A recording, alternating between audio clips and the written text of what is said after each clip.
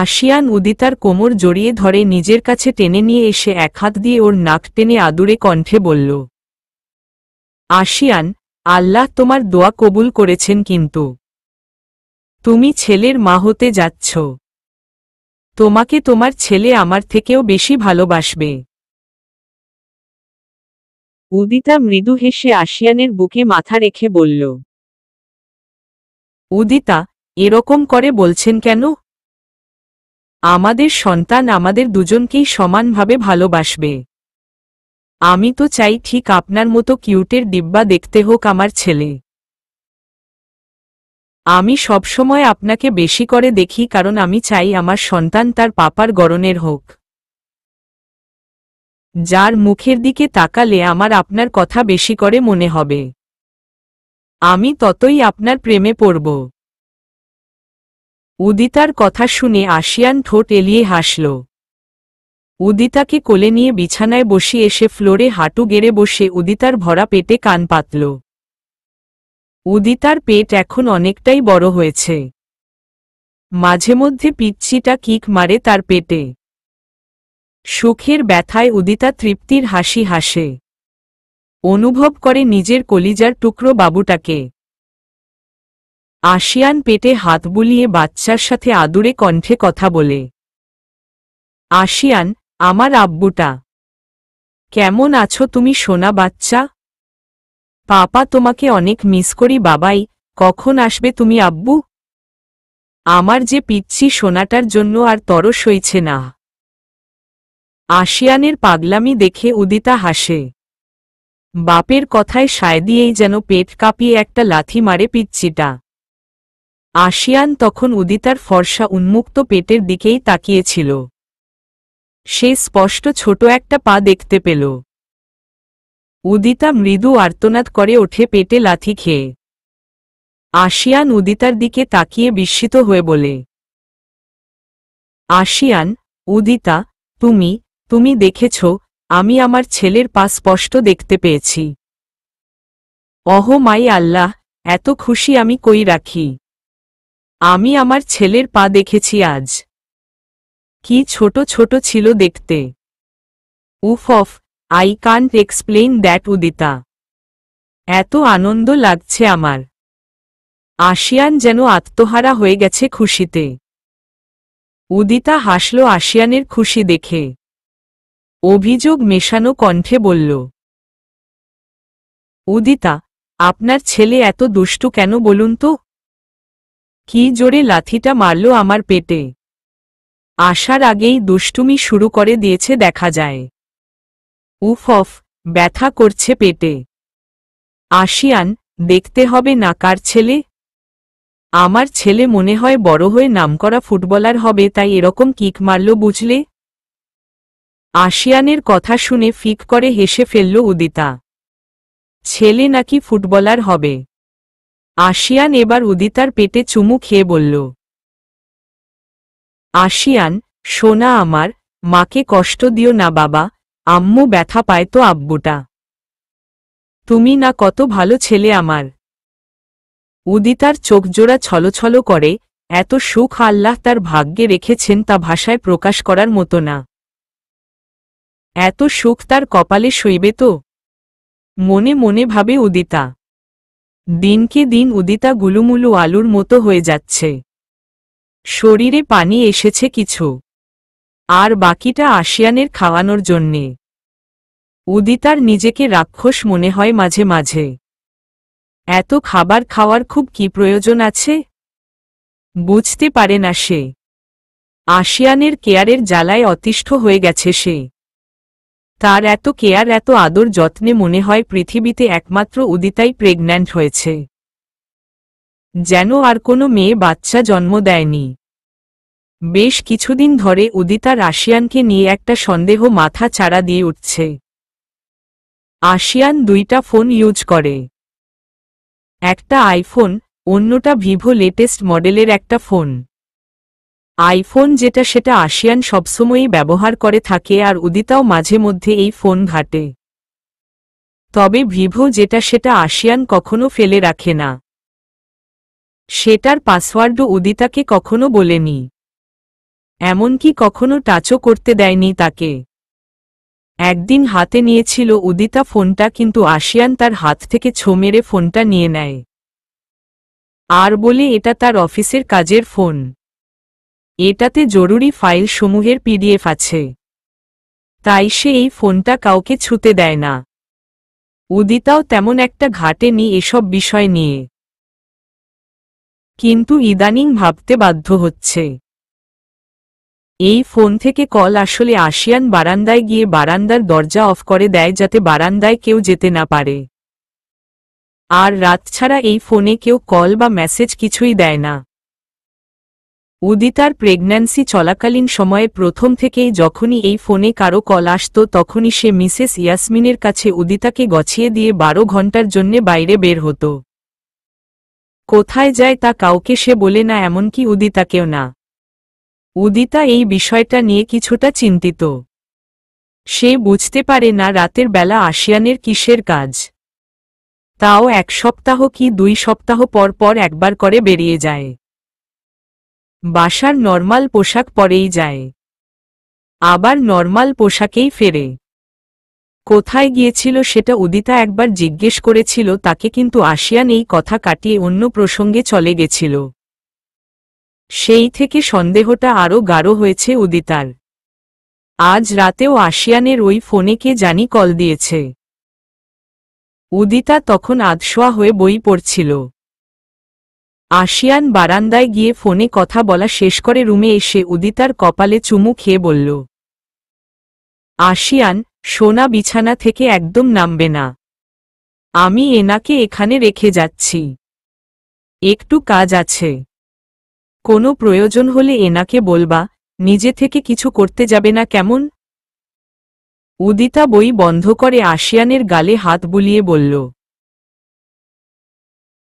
উদিতা, কোথায় যাচ্ছেন? আশিয়ান, কাজ আছে একটু, দ্রুতই বাসায় আসব, চিন্তা করো না। উদিতা চুপচাপ আশিয়ানের দিকে তাকিয়ে রইল। আশিয়ান নরমালি একটা টি শার্ট আর একটা জিন্স প্যান্ট পরে মুখে মাস্ক লাগিয়ে ফোন হাতে নিয়ে আরেকবার উদিতার কপালে চুমু দিয়ে চলে গেল। আশিয়ান যাওয়ার প্রায় 3 মিনিট পর এনা রুমে এসে উদিতার পাশে বসল। এনা উদিতাকে হাসি মুখে বলল, এনা, আমাদের পুচকুটা কি করে ভাবি?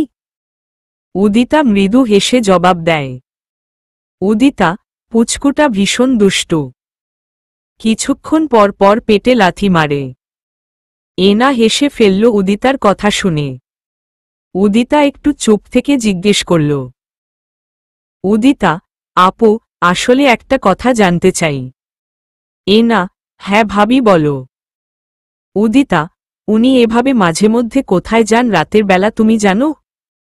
এনা এক মুহূর্ত চুপ থেকে তারপর বলল, এনা, না ভাবি, আমি জানি না।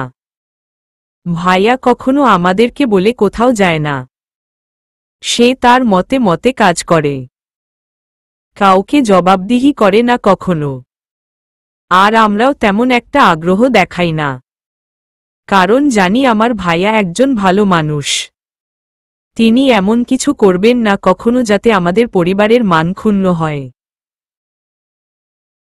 উদিতা এনার কথাগুলো মনে মনে নাড়াচাড়া করছে। সে নিজেও জানে আশিয়ান কেমন, তারপরও মনে খটকা লাগে কেন জানি। মনে হয় আশিয়ানের অন্য একটা রূপ রয়েছে যা কেউ জানে না। উদিতা আবারও জিজ্ঞেস করে, উদিতা, আচ্ছা আপু, তোমার মনেও কি একটু খটকা লাগে না ওনার ব্যাপারে? মানে উনি এই যে মাঝে মধ্যে রাতের বেলা হুট করে বেরিয়ে যান একটা ফোন কল পেয়ে, একটু হলেও তো সন্দেহ জাগে মনের মধ্যে। এনা চুপ হয়ে গেছে উদিতার কথা শুনে। এনা উদিতাকে নিজের সন্দেহের কথা বলতে চাচ্ছে না, কারণ এই অবস্থায় উদিতাকে এসব কথা বললে সে হাইপার হয়ে যেতে পারে, এতে তার ও তার বাচ্চার ক্ষতি হবে।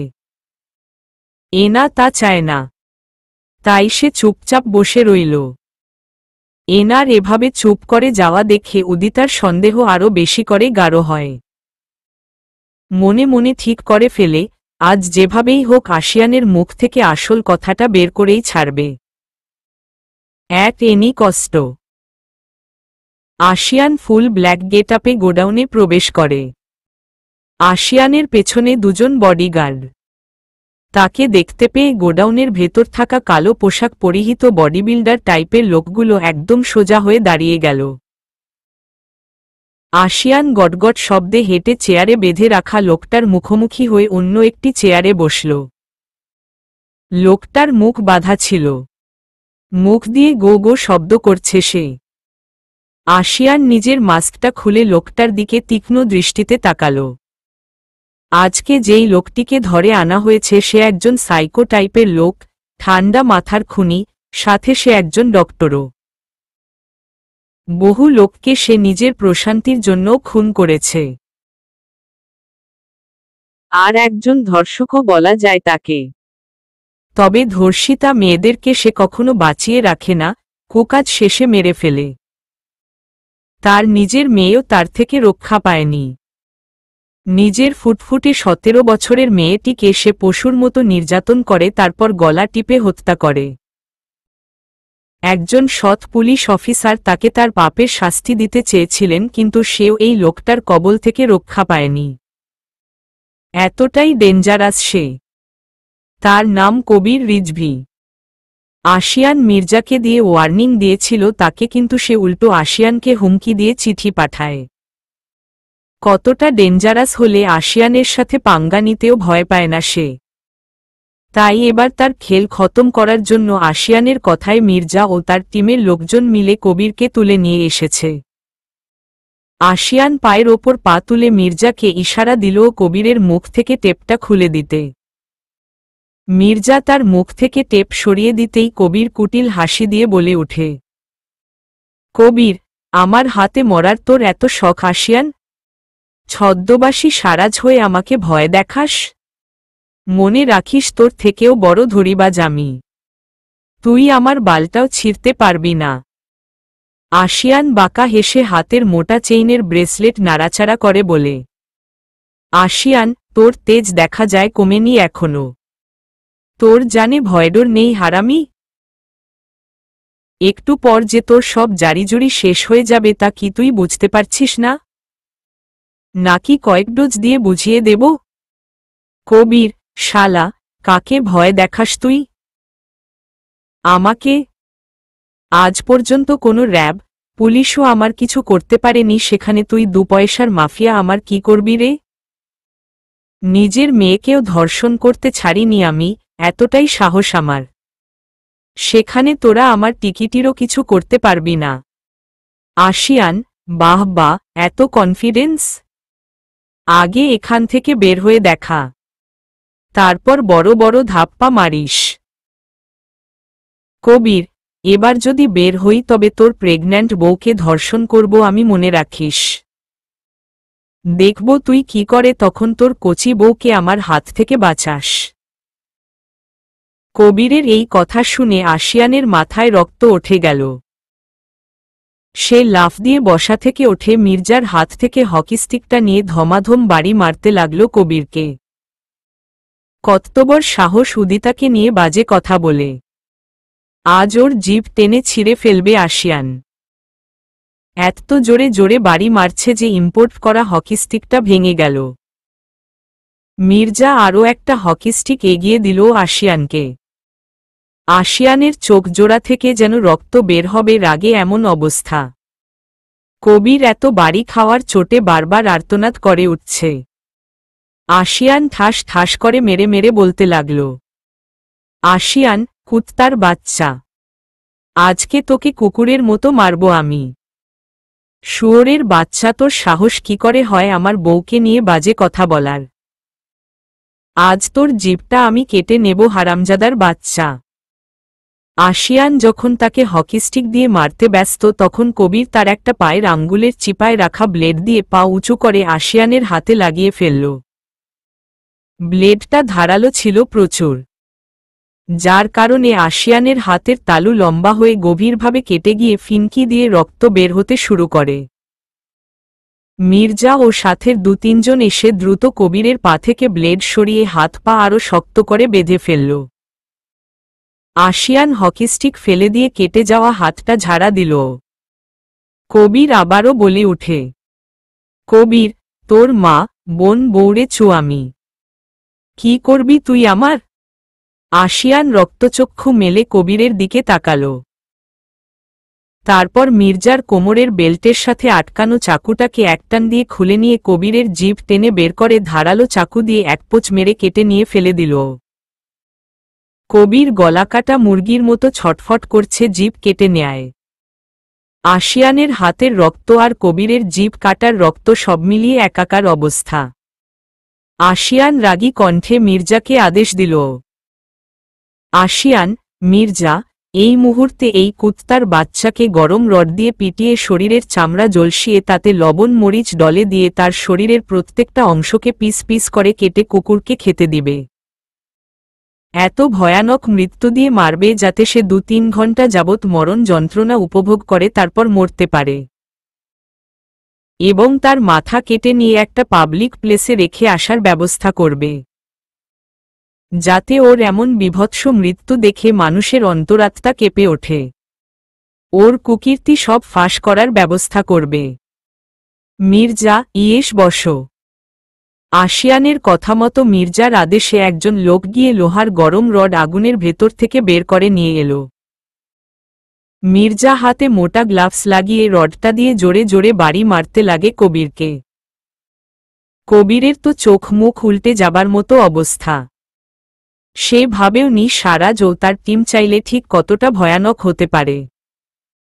আশিয়ান ভয়ানক কণ্ঠে বলে উঠে, আশিয়ান, এখন দেখ কেমন লাগে শুয়োরের বাচ্চা। সারাজ ওরফে আশিয়ানকে এখনো চিনতে পারিসনি তুই? তাই তো এত ফটর ফটর করেছিস। তোর কথা বলবার মতো জিহ্বাটাই কেটে ফেলে দিয়েছি আমি। এখন দেখি কিভাবে কথা বলতে পারিস তুই। আজকের এই দিনটাকে উপভোগ কর। সবথেকে ভয়ানক মৃত্যু যন্ত্রণা তোকে দেব আজ। বুঝতে পারবি অন্যায় করার ফল কেমন মারাত্মক হতে পারে।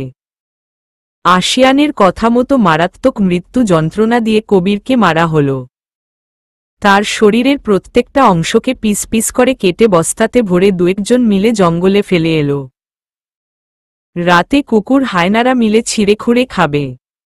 এবং মাথাটা একজন নিয়ে গেল পাবলিক প্লেসে রেখে আসার জন্য। আরও 2 জন কবিরের সমস্ত কুকীর্তি ফাঁস করার জন্য চলে গেল। আশিয়ান কাজ শেষ করে পরবর্তী টার্গেট যে তার কথা মির্জাকে বলে তারপর গোডাউন থেকে বেরিয়ে এলো। নর্মাল গেটআপে একটা ফার্মেসিতে গিয়ে হাতটা ব্যান্ডেজ করিয়ে তারপর বাসার উদ্দেশ্যে রওনা দিল সে। রাত 11:30টার দিকে আশিয়ান বাসায় ফিরে। রুমে এসে দেখে উদিতা ঘুমিয়ে আছে, আর এনা তার পাশে শুয়ে ফোন টিপছে। আশিয়ানকে দেখে এনা শোয়া থেকে উঠে বসল। তারপর ভাইকে বলে রুম থেকে বেরিয়ে গেল।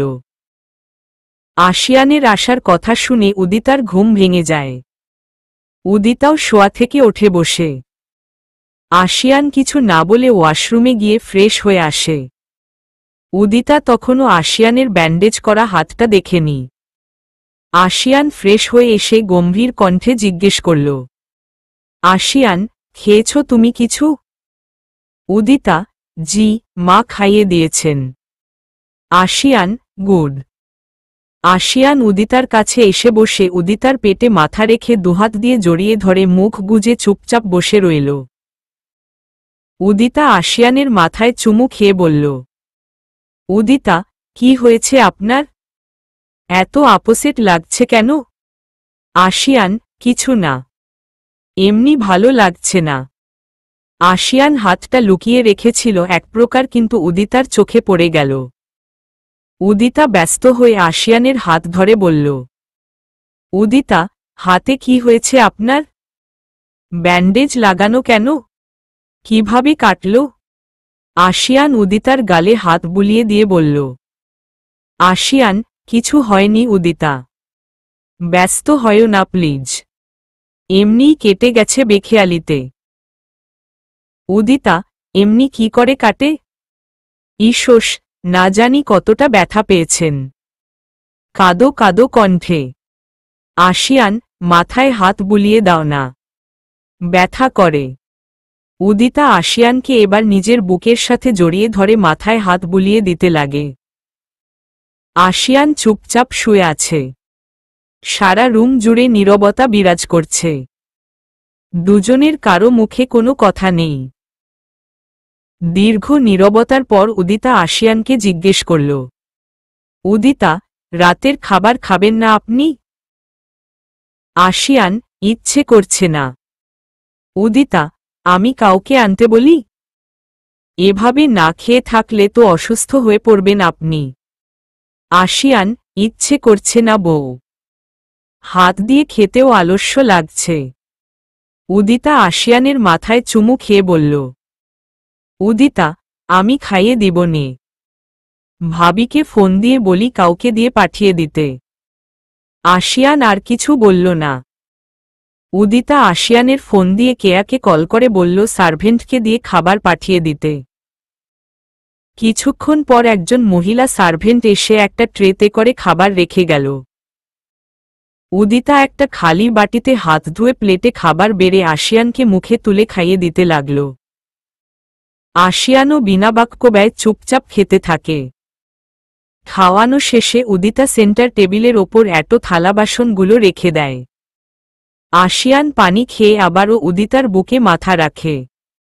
উদিতা আশিয়ানের মাথায় হাত বোলাতে বোলাতে জিজ্ঞেস করে, উদিতা, কোথায় গিয়েছিলেন সেটা কি আমায় একবার বলা যায় না?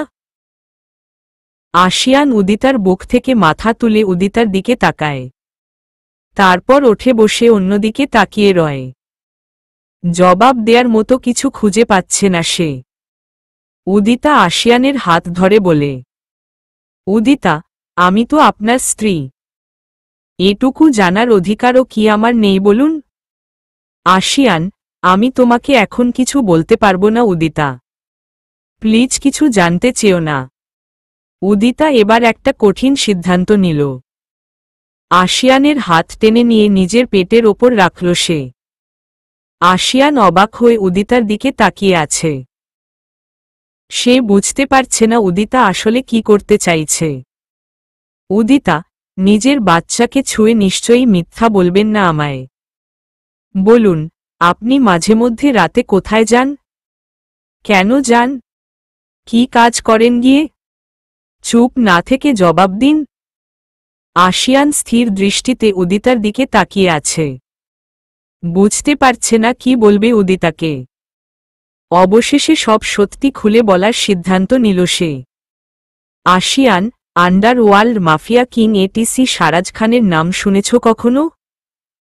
জানতে চেয়ে উদিতা একটু অবাক হয়ে জবাব দিল। উদিতা, শুনেছিলাম তো। ওই লোকটার ব্যাপারে পত্রিকায় আর টিভিতে অনেক নিউজ দেখেছি। তবে যতটুকু জানি, সে আজ পর্যন্ত অন্যায়ভাবে কারো কোনো ক্ষতি করেনি। বরং মানুষরূপী পশুদেরকে ভয়ঙ্কর শাস্তি দেয়। তবে হঠাৎ মাফিয়ার কথা উঠল কেন? কৌতূহলী কণ্ঠে আশিয়ান একটা ঢোক গিলল। ভয় হচ্ছে তার, সত্যিটা জানার পর উদিতা তাকে ভুল বুঝবে না তো। উদিতা তার থেকে মুখ ফিরিয়ে নিলে যে সে মরেই যাবে।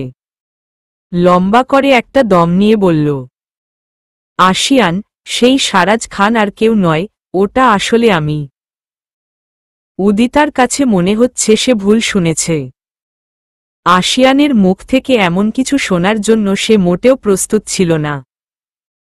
তার বিশ্বাস হচ্ছে না আশিয়ানের কথা। অবিশ্বাস্য দৃষ্টিতে তাকিয়ে আছে সে আশিয়ানের দিকে।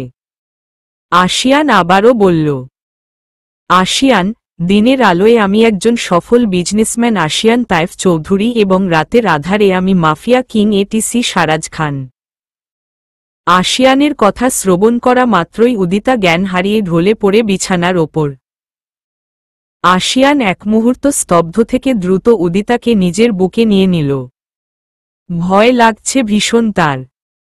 আশিয়ানের বলা কথা উদিতা নিতে পারেনি, তাই সেন্সলেস হয়ে গেছে। আশিয়ান গ্লাস থেকে হাতের চেটোয় পানি দিয়ে উদিতার মুখের ওপর জোরে ছিটিয়ে দিল। ভয়ের চোটে দরদর করে ঘামছে সে। উদিতার কিছু হয়ে গেলে সে নিজেও যে মরে যাবে। এই মেয়েটাই তো তার প্রাণভোমরা। মিনিট 5 চেষ্টা করার পর উদিতার জ্ঞান ফিরে আসল। ভেজা চোখে পিটপিট করে আশিয়ানের দিকে তাকালো সে। আশিয়ান উদিতার মুখের সামনে ঝুঁকে এসে তার নাম ধরে মোলায়েম কণ্ঠে ডাকছে। উদিতা কাপা কাপা হাতে আশিয়ানের গালে হাত বুলিয়ে দিয়ে বলল, উদিতা, এসব কি শুনলাম আমি? আপনি, সারাজ। না, আপনি এসব কাজ ছেড়ে দিন প্লিজ। আপনার কিছু হলে যে আমি যে মরে যাব। এসব কাজে জড়িত থাকার কি দরকার? ছেড়ে দিন না। আমি আপনাকে কোনো মতেই হারাতে পারব না। এই বলে উদিতা হাউমাউ করে কেঁদে দিল। বিয়ের এতটা দিন পর আজ উদিতাকে এভাবে পাগলের মতো কান্না করতে দেখছে আশিয়ান। উদিতার চোখে স্পষ্ট তাকে হারিয়ে ফেলার ভয় দেখছে সে। তার চোখের কোণেও জল জমেছে। উদিতাকে নিজের বুকের সাথে শক্ত করে জড়িয়ে ধরে বলল, আশিয়ান, ভয় পেও না গো বউ। তোমার স্বামীর একটা চুলও কেউ কখনো ছিঁড়তে পারবে না। আজ পর্যন্ত তোমাকে ছাড়া আমি কাউকে জানাইনি আমার দ্বিতীয় রূপের কথা। তোমাকে জানাতে বাধ্য হলাম। আশা করছি সবটা না জেনে আমাকে তুমি ঘৃণা করবে না। উদিতা কাঁদছে অনবরত। আশিয়ান উদিতার চোখের পানি মুছিয়ে দিল। উদিতা ভেজা চোখে তাকিয়ে আছে আশিয়ানের দিকে। উদিতা ধরা গলায় জিজ্ঞেস করল, উদিতা, এ পথে কেন এলেন আপনি? খারাপ লোকদেরকে শাস্তি দেওয়ার জন্য তো দেশের আইন আছে। তারাই না হয় এসব সামলাবে। তাই বলে আপনি কেন এসবে নিজেকে জড়ালেন? প্রধান কারণটা কি আসলে? আশিয়ান, জানো, একদম ন্যাংটা কালের বন্ধু যাকে বলে জিগরি দোস্ত আর কি, আমরা চারজন ছিলাম। আমি, তৌহিদ, আসিফ ও আমাদের একটা মেয়ে বান্ধবী হ্যাপি। আমরা চারজন একে অপরের জানে জিগার ছিলাম। ছোট থেকেই একসাথে বড় হয়ে ওঠা, একই স্কুলে পড়া, একই টিচারের কাছে প্রাইভেট পড়া, সবকিছুই আমরা একসাথে করতাম। সবাই আমাদের চারজনকে চিনত খুব ভালো করে। একসঙ্গে থাকতাম আমরা সব সময়। হ্যাপি অনেক দুষ্টু কিন্তু ইমোশনাল টাইপের একটা মেয়ে ছিল। আমাদের তিনটাকে সে একাই নাচিয়ে ছাড়ত, এত পরিমাণ দুষ্টু ছিল ও। আমাদের তিনজনের কলিজা ছিল ও। খুব ভালোবাসতাম ওকে আমরা, একদম নিজের আপন বোনের মতো। উদিতা মনোযোগ দিয়ে আশিয়ানের কথা শুনছে। আশিয়ানের চোখে স্পষ্ট বেদনার ছাপ লক্ষ্য করছে সে। কিসের কষ্ট লুকিয়ে আছে তার মনের ভেতর তা উদিতা জানে না। আশিয়ান আবারও বলতে শুরু করে। আশিয়ান প্রাইমারি পার করে হাই স্কুল, তারপর হাই স্কুল শেষে এসএসসি পরীক্ষায় ভালো মার্কস পেয়ে উত্তীর্ণ হয়ে একসাথে একই কলেজে ভর্তি হই আমরা চারজন। সবার চোখেই ছিল নিজের ক্যারিয়ার গড়ার ভিত মজবুত করার স্বপ্ন। হ্যাপির ইচ্ছে ছিল সে পড়াশোনা শেষে একজন সফল ডক্টর হবে। তাই সে সায়েন্স নিয়ে পড়ছিল। আলাদা ক্লাসে থাকলেও আমাদের মধ্যে কখনো কোনো দূরত্ব সৃষ্টি হয়নি। তখন আমরা প্রথম বর্ষের শেষের দিকে। একদিন কলেজে, সেদিন আমি যাইনি, তৌহিদ আর আসিফ কলেজে গিয়েছিল। হ্যাপিও ছিল। হ্যাপি সেদিন প্রথম ক্লাসটা শেষ করেই বেরিয়ে গিয়েছিল কলেজ থেকে। কারণ ওর শরীর খারাপ লাগছিল খুব। তাই তৌহিদ আর আসিফের অপেক্ষাও করতে পারেনি। যদি করত তবে হয়তো আজও সে আমাদের কাছে থাকত। এই বলে আশিয়ান চুপ করে গেল। তার বলতে প্রচুর কষ্ট হচ্ছে। কান্নারা দলা পাকিয়ে আটকে আছে গলার ভেতর। ভীষণ কষ্ট হচ্ছে তার। সেই দিনগুলোর কথা মনে পড়ে গেছে। উদিতা আশিয়ানের গালে হাত বুলিয়ে জিজ্ঞেস করল, উদিতা, তারপর কি হয়েছিল ওনার? আশিয়ান বহু কষ্টে জবাব দিল, আশিয়ান, ধর্ষণ। সেদিন ওরা আমার বোন সমতুল্য বান্ধবীটাকে ছিঁড়েখুঁড়ে খেয়েছিল উদিতা। ওদের মনে একটুও মায়া হয়নি আমার হ্যাপিটার জন্য।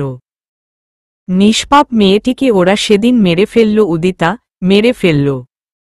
এই বলে আশিয়ান কাঁদতে লাগল। আশিয়ানের কান্না দেখে উদিতাও কান্না করে দিয়েছে। পুরনো ক্ষত আবারও তাজা হয়েছে তার। বোন সমান বন্ধুকে হারানোর কষ্ট আজও ভুলতে পারে না আশিয়ান। মাঝে মধ্যেই তার সব ফাঁকা মনে হয়। তৌহিদ আর আসিফের সাথে যখন সে একত্রে আড্ডায় মিলিত হয় তখন অনেক বেশি করে মনে পড়ে হ্যাপির কথা। সেদিনের দুর্ঘটনায় ওরা তাদের জিগরি দোস্তটাকে হারিয়ে ফেলল।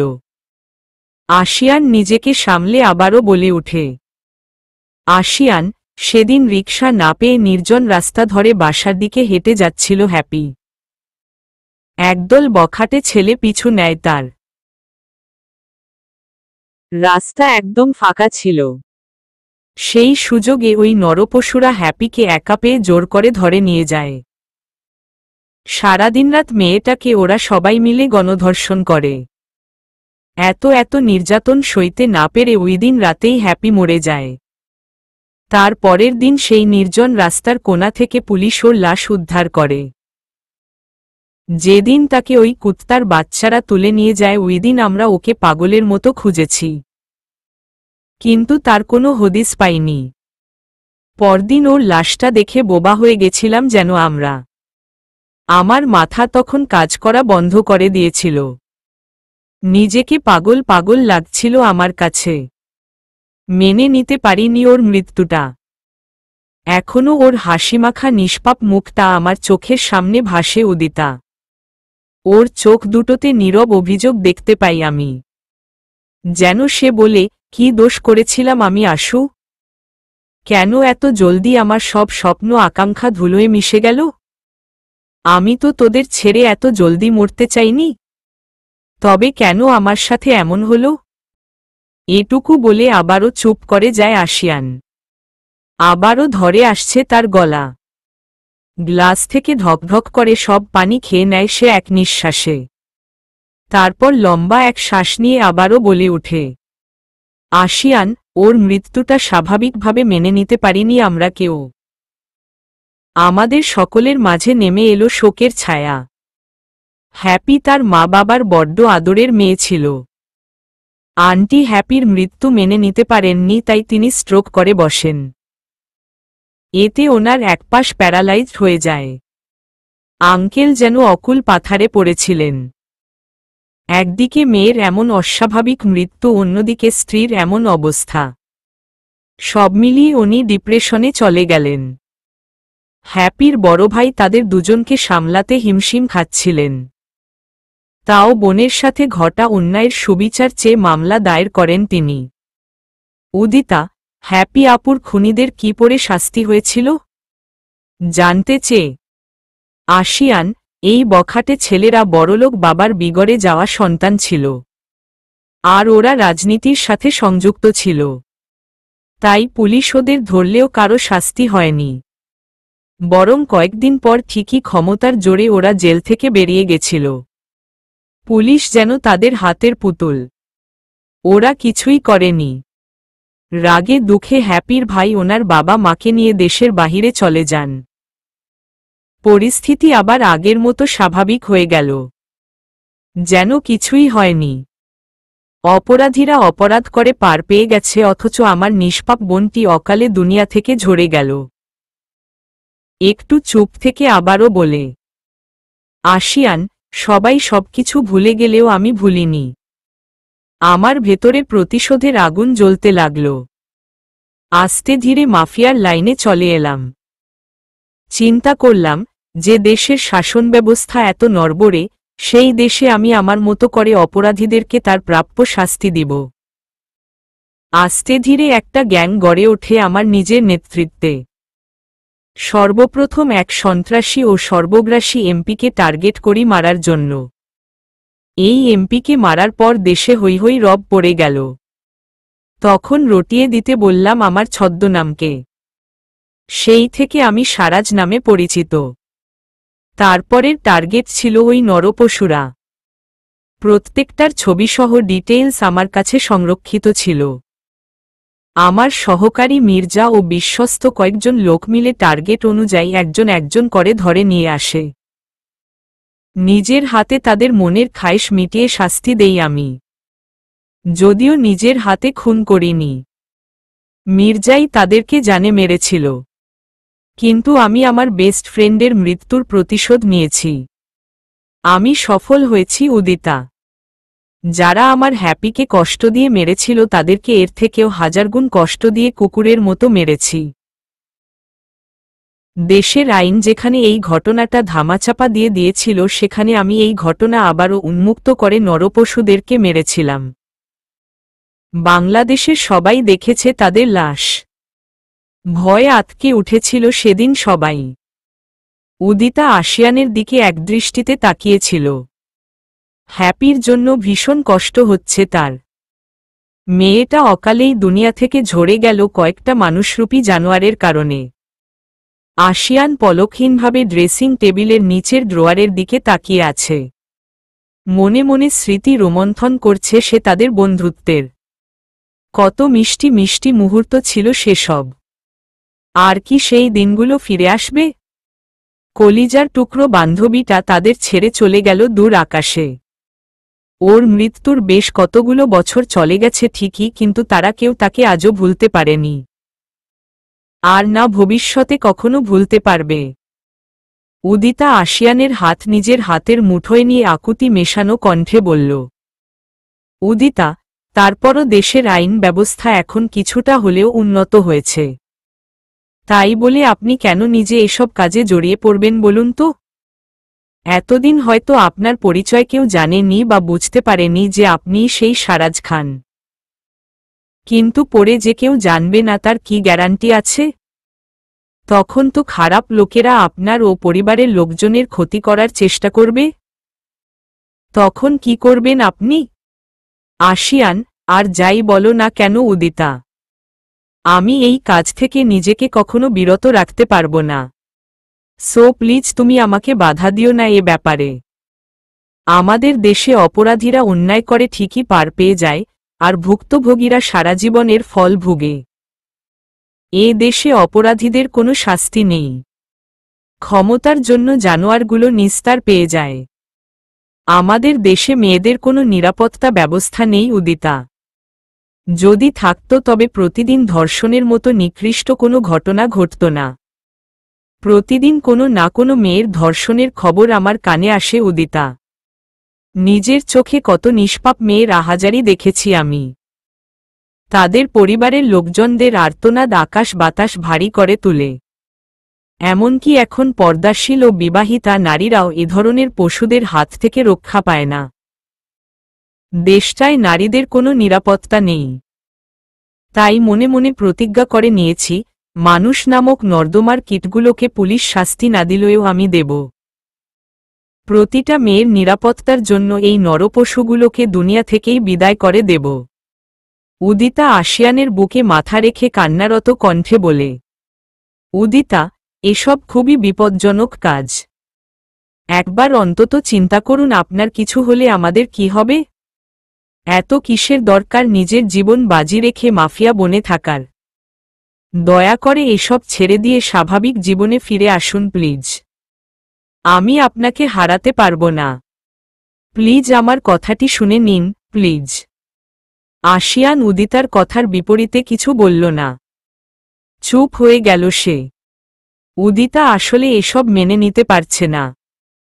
সে অনেক বেশি উত্তেজিত হয়ে পড়েছে আশিয়ানকে নিয়ে। কোনো স্ত্রী হয়তো স্বামীর এসব কাজ মেনে নিতে পারবে না। উদিতাও পারেনি। কান্না করতে করতে একসময় উদিতা ক্লান্ত হয়ে ঘুমিয়ে গেল আশিয়ানের বুকে। আশিয়ান ছলছলে চোখে উদিতার দিকে তাকিয়ে ওর কপালে আলতো ভালোবাসার পরশ বুলিয়ে দিয়ে বলল, আশিয়ান, আমি আমার নিজের ও পরিবারের কথা ভেবে হাত পা গুটিয়ে বসে থাকতে পারি না উদিতা। আমার ঘাড়ে যে অনেক দায়িত্ব। ছোটবেলা থেকেই ইচ্ছে ছিল জনসেবায় নিজেকে নিয়োজিত করব। বাবার টাকা পয়সা দিয়ে চাইলেও এত কিছু করা যায় না, তাই তো নিজে একজন সফল ব্যবসায়ী হিসেবে নিজেকে গড়ে তুললাম এবং নিজের টাকা খরচ করে গরিব দুঃখীদের স্বাবলম্বী করার চেষ্টা চালিয়ে যাচ্ছি। আর মা বোন সমতুল্য নারীজাতির সম্মান যাতে কেউ নষ্ট করতে না পারে সেজন্যই তো আমার এত লড়াই। তুমি বুঝবে না উদিতা আমি ঠিক কি করতে চাই। আজ আমি এই পরিবারে আছি দেখে আমার মা, চাচি, বোন, ভাবি এবং তুমি তোমাদেরকে কেউ কিছু বলারও সাহস পায় না। কিন্তু যেসব ফ্যামিলিতে আমার মতো ছেলে নেই সেসব পরিবারের মেয়েদের তো কোনো নিরাপত্তা নেই। মেয়েরা একা কোথায় যেতে পারে না, চাপা ভয় মনে নিয়ে ওরা চলাফেরা করে, কখন কোনো হায়না হামলে পড়ে তাদের ওপর তার কোনো ঠিক ঠিকানা নেই। তাই তো প্রতিটি মেয়েরা যাতে নিশ্চিন্তে চলাফেরা করতে পারে সেই ব্যবস্থা করতেই আমার এত প্রয়াস।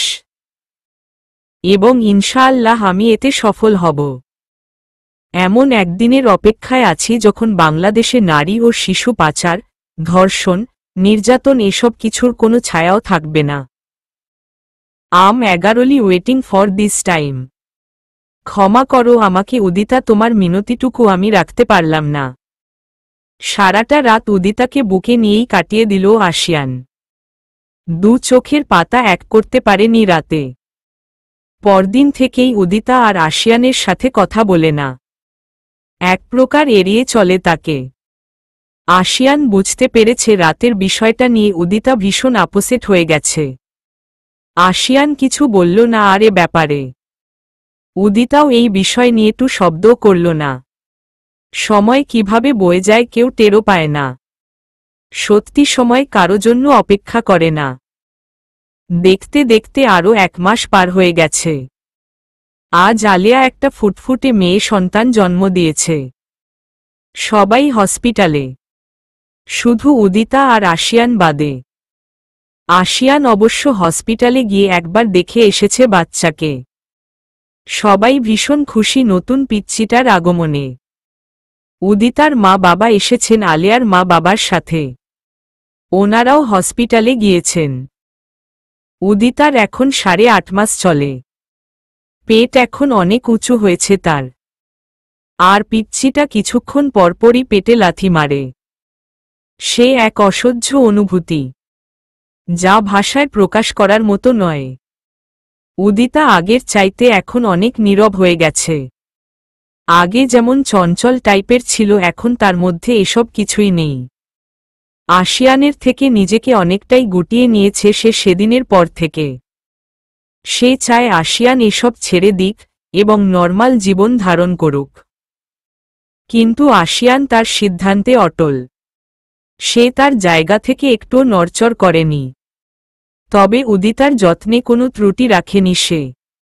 উদিতা তার সাথে তেমন একটা কথা না বললেও আশিয়ান ঠিকই উদিতার সাথে সবসময় স্বাভাবিকভাবে কথা বলে, যেন তাদের মাঝে কিছুই হয়নি। একদিন পর আলিয়াকে হসপিটাল থেকে ডিসচার্জ দেয়া হল। নতুন অতিথির আগমনে পরিবারের সবাই খুশি।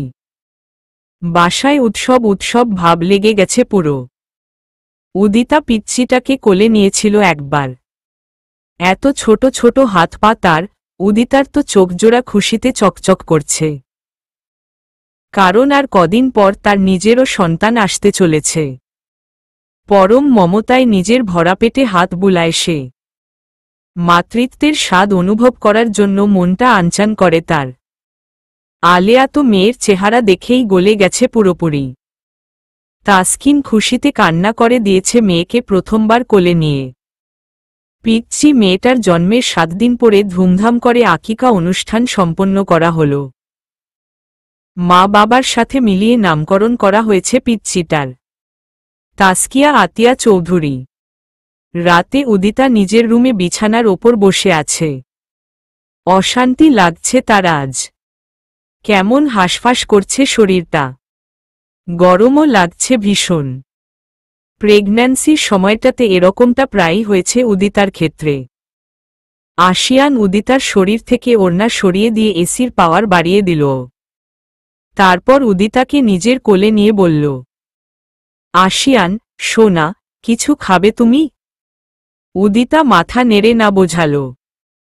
আশিয়ান উদিতার মাথা নিজের বুকের সাথে জড়িয়ে ধরে বলল, আশিয়ান জান, আর কতদিন এভাবে আমার ওপর অভিমান করে থাকবে বলো তো?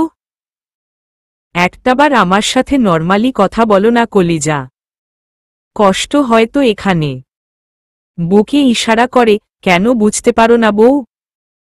আশিয়ানের আকুতিভরা কণ্ঠ শুনে উদিতা তার ওপর আর রাগ করে থাকতে পারে না। আশিয়ানের বুকে মুখ লুকিয়ে চোখের জল ফেলতে থাকে নীরবে। আশিয়ান বুঝতে পারে যে উদিতা কাঁদছে। আশিয়ান উদিতার কপালের ওপর থেকে বেবি হেয়ারগুলো সরিয়ে দিয়ে হাসি মুখে বলে, আশিয়ান, এত ভয় পাও কেন বউ? 56 বছর ধরে আমি এই প্রফেশনে আছি। আজ পর্যন্ত কেউ জানতে পারেনি যে সারাজ খান আসলে কে, কি তার আসল পরিচয়। এতই সূক্ষ্মরূপে কাজ করি আমরা। আমাদের পরিচয় এত সহজে কেউ জানতে পারবে না, আর না কেউ কখনো আমার ক্ষতি করতে পারবে। তারপরও তুমি অহেতুক এত ভয় পাও আমাকে নিয়ে। তোমার স্বামী এত কাঁচা খেলোয়াড় নয় বউ। জুডো, মার্শাল আর্ট, কুংফু এসব কিছু শিখে এসে তারপর কাজে নেমেছি। বুদ্ধির প্যাচ গেমে প্রত্যেকবার নিজের কুটিল বুদ্ধির পরিচয় দিয়ে প্রথম স্থান অর্জন করেছি। এই পর্যায়ে আজ এমনি এমনি আসতে পারিনি বউ। তোমার স্বামী অনেক অভিজ্ঞ একজন মানুষ। জীবনেও কেউ টের পাবে না যে আমিই সারাজ খান, কারণ আমার ইমেজ সবার কাছেই পুরোপুরি ক্লিয়ার। বুঝলে? আশিয়ানের কথায় উদিতা অনেকটা শান্ত হয়ে যায়। আশিয়ানের টি-শার্ট আঁকড়ে ধরে চুপচাপ বুকে মুখ গুজে বসে থাকে সে।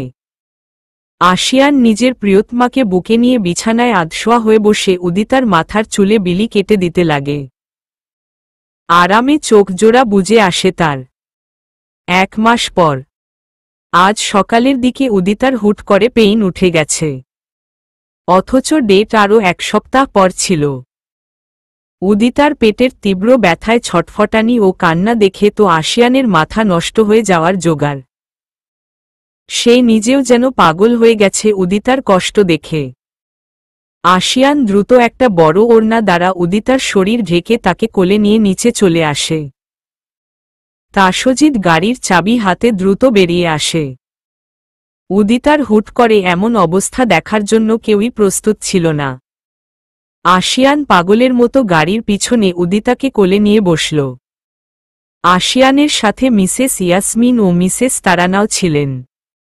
বাকিরা অন্য গাড়িতে করে আসছেন। তাসজিদ দ্রুত গাড়ি স্টার্ট দিয়ে ড্রাইভ করতে লাগল।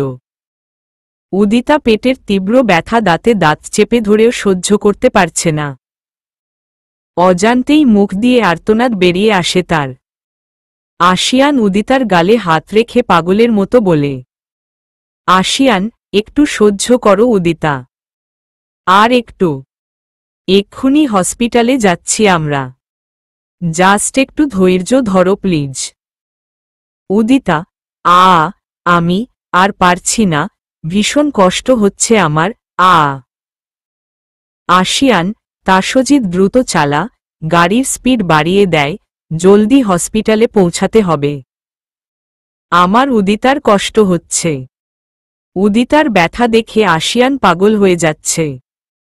মিসেস ইয়াসমিন উদিতার মাথায় হাত বুলিয়ে দিচ্ছেন এবং তাকে সাহস জুগিয়ে দিচ্ছেন। তাসজিদ যতটা স্পিড বাড়ানো সম্ভব ততটা স্পিড দিয়ে গাড়ি চালাচ্ছে। উদিতা আজ হাড়ে হাড়ে বুঝতে পারছে মা হওয়ার যন্ত্রণা ঠিক কতখানি কঠিন। পেটের ব্যথায় মনে হচ্ছে তার পেট এই মুহূর্তে ফেটে যাবে। উদিতা দু চোখে অন্ধকার দেখছে ব্যথার চোটে। তার মনে হচ্ছে আজই হয়তো জীবনের শেষ দিন। মৃত্যু যন্ত্রণার মতো কঠিন মনে হচ্ছে তার এই ব্যথাটা। হাড্ডি গুঁড়ো করলেও মনে হয় এত ব্যথা করবে না। খুব দ্রুতই কাছের একটা হসপিটালের পার্কিং লটে গাড়ি থামালো তাসজিদ। আশিয়ান জলদি করে গাড়ির ডোর খুলে উদিতাকে কোলে নিয়ে বাইরে বেরিয়ে এলো। উদিতা ব্যথার চোটে বেহুশ হয়ে যাচ্ছে বারবার। আশিয়ান পাগলের মতো করছে উদিতার কষ্ট দেখে। এই হসপিটালে গাইনি ডক্টর হল আশিয়ানের মেয়ে ফ্রেন্ড চিত্রা। আশিয়ান তাকে ফোন করেছিল বাসায় থাকতে। চিত্রা আশিয়ানের কথা মতো কেবিন বুক করে সব রেডি করে নিয়েছে ততক্ষণে। আশিয়ান দ্রুত উদিতাকে কোলে নিয়ে হসপিটালের ভেতর প্রবেশ করল। চিত্রার সহকারী আরেক ডক্টর স্ট্রেচার নিয়ে অপেক্ষা করছে তাদের আসার। আশিয়ান দ্রুত এগিয়ে এলো সেদিকে। উদিতাকে সাবধানে স্ট্রেচারে শুইয়ে দিল সে। উদিতা বারবার আর্তনাদ করে উঠছে পেটের যন্ত্রণায়। চিত্রা ও 2 জন মহিলা ডক্টর এবং 4 জন নার্স এগিয়ে আসে তাদের কাছে। উদিতার কথা অনুযায়ী আশিয়ান মেয়ে ডক্টর ও নার্সকে বলে দিয়েছে যেন তারা ওর ডেলিভারি করে। কোনো পুরুষ মানুষ যেন না ঢুকে কেবিনে। আশিয়ানের ভেতরটা ফেটে যাচ্ছে উদিতার জন্য। নিজের অজান্তেই চোখ জোড়া থেকে পানি গড়িয়ে গাল বেয়ে পড়ে তার। উদিতা এত যন্ত্রণার মাঝেও আশিয়ানের হাত টেনে নিয়ে হাতের তালুতে কয়েকটা চুমু খায়। ব্যথা ও কান্না মিশ্রিত হাসি দিয়ে অস্ফুট স্বরে বলে, অনেক ভালোবাসি আপনাকে। আশিয়ান উদিতার কপালে চুমু খেয়ে বলে, আশিয়ান, আমিও খুব ভালোবাসি আমার বউটাকে। অপেক্ষা করছি সোনা, আমাদের ছেলেকে নিয়ে দ্রুত ফিরে আসো। চিত্রার কথা মতো দ্রুত উদিতাকে অটির কেবিনে নিয়ে যাওয়া হয়। উদিতা ব্যথার চোটে চোখ বন্ধ করে ফেলে। আশিয়ান একদৃষ্টিতে তাকিয়ে আছে তার প্রিয়তমা স্ত্রীর দিকে। বুক জুড়ে শূন্যতা বিরাজ করছে তার। মনে ভয়ের সৃষ্টি হচ্ছে উদিতাকে নিয়ে। হারিয়ে ফেলবে না তো আবার তার প্রাণপ্রিয়াকে? নয়তো সে নিজেও আর বেঁচে থাকতে পারবে না যে। নিঃশ্বাসটা আটকে আসছে তার অজানা আশঙ্কার কথা ভেবে। মিমোরশেদ, মিয়েনামুল ও আশিয়ানের ভাইয়েরা তাকে সান্ত্বনা দিচ্ছে বারবার। কিন্তু এসব সান্ত্বনা তার কর্ণকুহরে প্রবেশ করছে না। একদৃষ্টিতে তাকিয়ে আছে অটির কেবিনের দরজার দিকে। চিত্রা বলেছে উদিতার নর্মাল ডেলিভারি হবে। মিসেস ইয়াসমিন আশিয়ানের কাঁধে হাত রেখে তাকে দুশ্চিন্তা করতে মানা করেন। আশিয়ান অসহায় দৃষ্টিতে তাকায় মায়ের দিকে। এমন সময় চিত্রা বাইরে বেরিয়ে আসে এবং আশিয়ানকে বলে, চিত্রা, আশু, তুই চাইলে ভেতরে আসতে পারিস। তোকে দেখে হয়তো উদিতার মনের ভয় কাটবে। আসলে ছুরি কাঁচি এসব দেখে আতঙ্কে লাফালাফি শুরু করেছে উদিতা। তুই থাকলে মনে সাহস যোগাবে ও বেশি ভয় পাবে না। মিসেস ইয়াসমিন ইশারা করে বললেন তাকে দ্রুত যেতে। চিত্রার কথা শুনে আশিয়ান আর এক মুহূর্ত বিলম্ব না করে ত্রস্ত পায়ে কেবিনের ভেতর প্রবেশ করে। তার পেছনে পেছনে চিত্রা। উদিতাকে 2 জন নার্স ধরে রেখেছে কারণ উদিতা প্রচণ্ড রকমের ভয় পেয়েছে। আশিয়ান দ্রুত উদিতার কাছে গিয়ে উদিতার হাত ধরে। একজন নার্স সরে যায় আশিয়ান আশায়। আশিয়ানকে দেখে উদিতা জোরে জোরে কান্না করে দিল। এই প্রথম আশিয়ানের নাম ধরে বলে, উদিতা, আশিয়ান, আমার অনেক ভয় করছে। প্লিজ আমাকে ছেড়ে যাবেন না। আমার কষ্ট হচ্ছে ভীষণ। উদিতার কান্না দেখে আশিয়ানও বেদিশা হয়ে গেছে। নিজেকে সামলিয়ে দ্রুত উদিতাকে এক হাত দিয়ে জড়িয়ে ধরে তাকে শান্ত করতে ব্যস্ত হয়ে পড়ে সে। আশিয়ানকে শক্ত করে ধরে রেখে থরথর করে কাঁপছে উদিতা। আশিয়ান উদিতার সাথে মৃদু স্বরে কথা বলতে শুরু করে। ডক্টররা তাদের কাজ শুরু করে দিয়েছেন ততক্ষণে। একজন নার্স উদিতার হাতে ক্যানোলার লাগালেন সেলাইন দেওয়ার জন্য। উদিতা আশিয়ানের সংস্পর্শ পেয়ে কিছুটা শান্ত হয়েছে ঠিকই, কিন্তু ব্যথায় কাতরাচ্ছে অনবরত। অসহনীয় এক যন্ত্রণা যেন এটা। কিছু সময় পর চিত্রা উদিতাকে বলল, চিত্রা, উদিতা, বোন, তুমি জোরে জোরে পুশ করো তো। আশিয়ান উদিতাকে ধরে রেখেছে। চিত্রার কথা মতো উদিতা জানের জোরে পুশ করতে লাগে। ডক্টররা উৎসাহ দিচ্ছেন উদিতাকে। একজন নার্স উদিতার মাথায় হাত বুলিয়ে দিচ্ছে। উদিতা মুখের ভেতর ওড়না ঢুকিয়ে দাঁতে দাঁত চেপে ধরে জোরে জোরে পুশ করতে লাগে। পুশ করতে করতে বেহুশ হয়ে যাচ্ছে সে বারবার। আশিয়ান কাছে আছে দেখে মনোবল ভাঙেনি উদিতার। নিজের চেষ্টায় বারবার শক্তি প্রয়োগ করছে সে। আশিয়ান উদিতাকে বারবার সাহস জুগিয়ে দিচ্ছে। বাইরে সবাই টেনশনে ঘেমে যাচ্ছেন। অজানা আশঙ্কায় সবার বুকই দুরুদুরু করছে। উদিতার পরিবারের সবাই হসপিটালে আছেন। মিসেস আনিতা কান্না করতে করতে শেষ।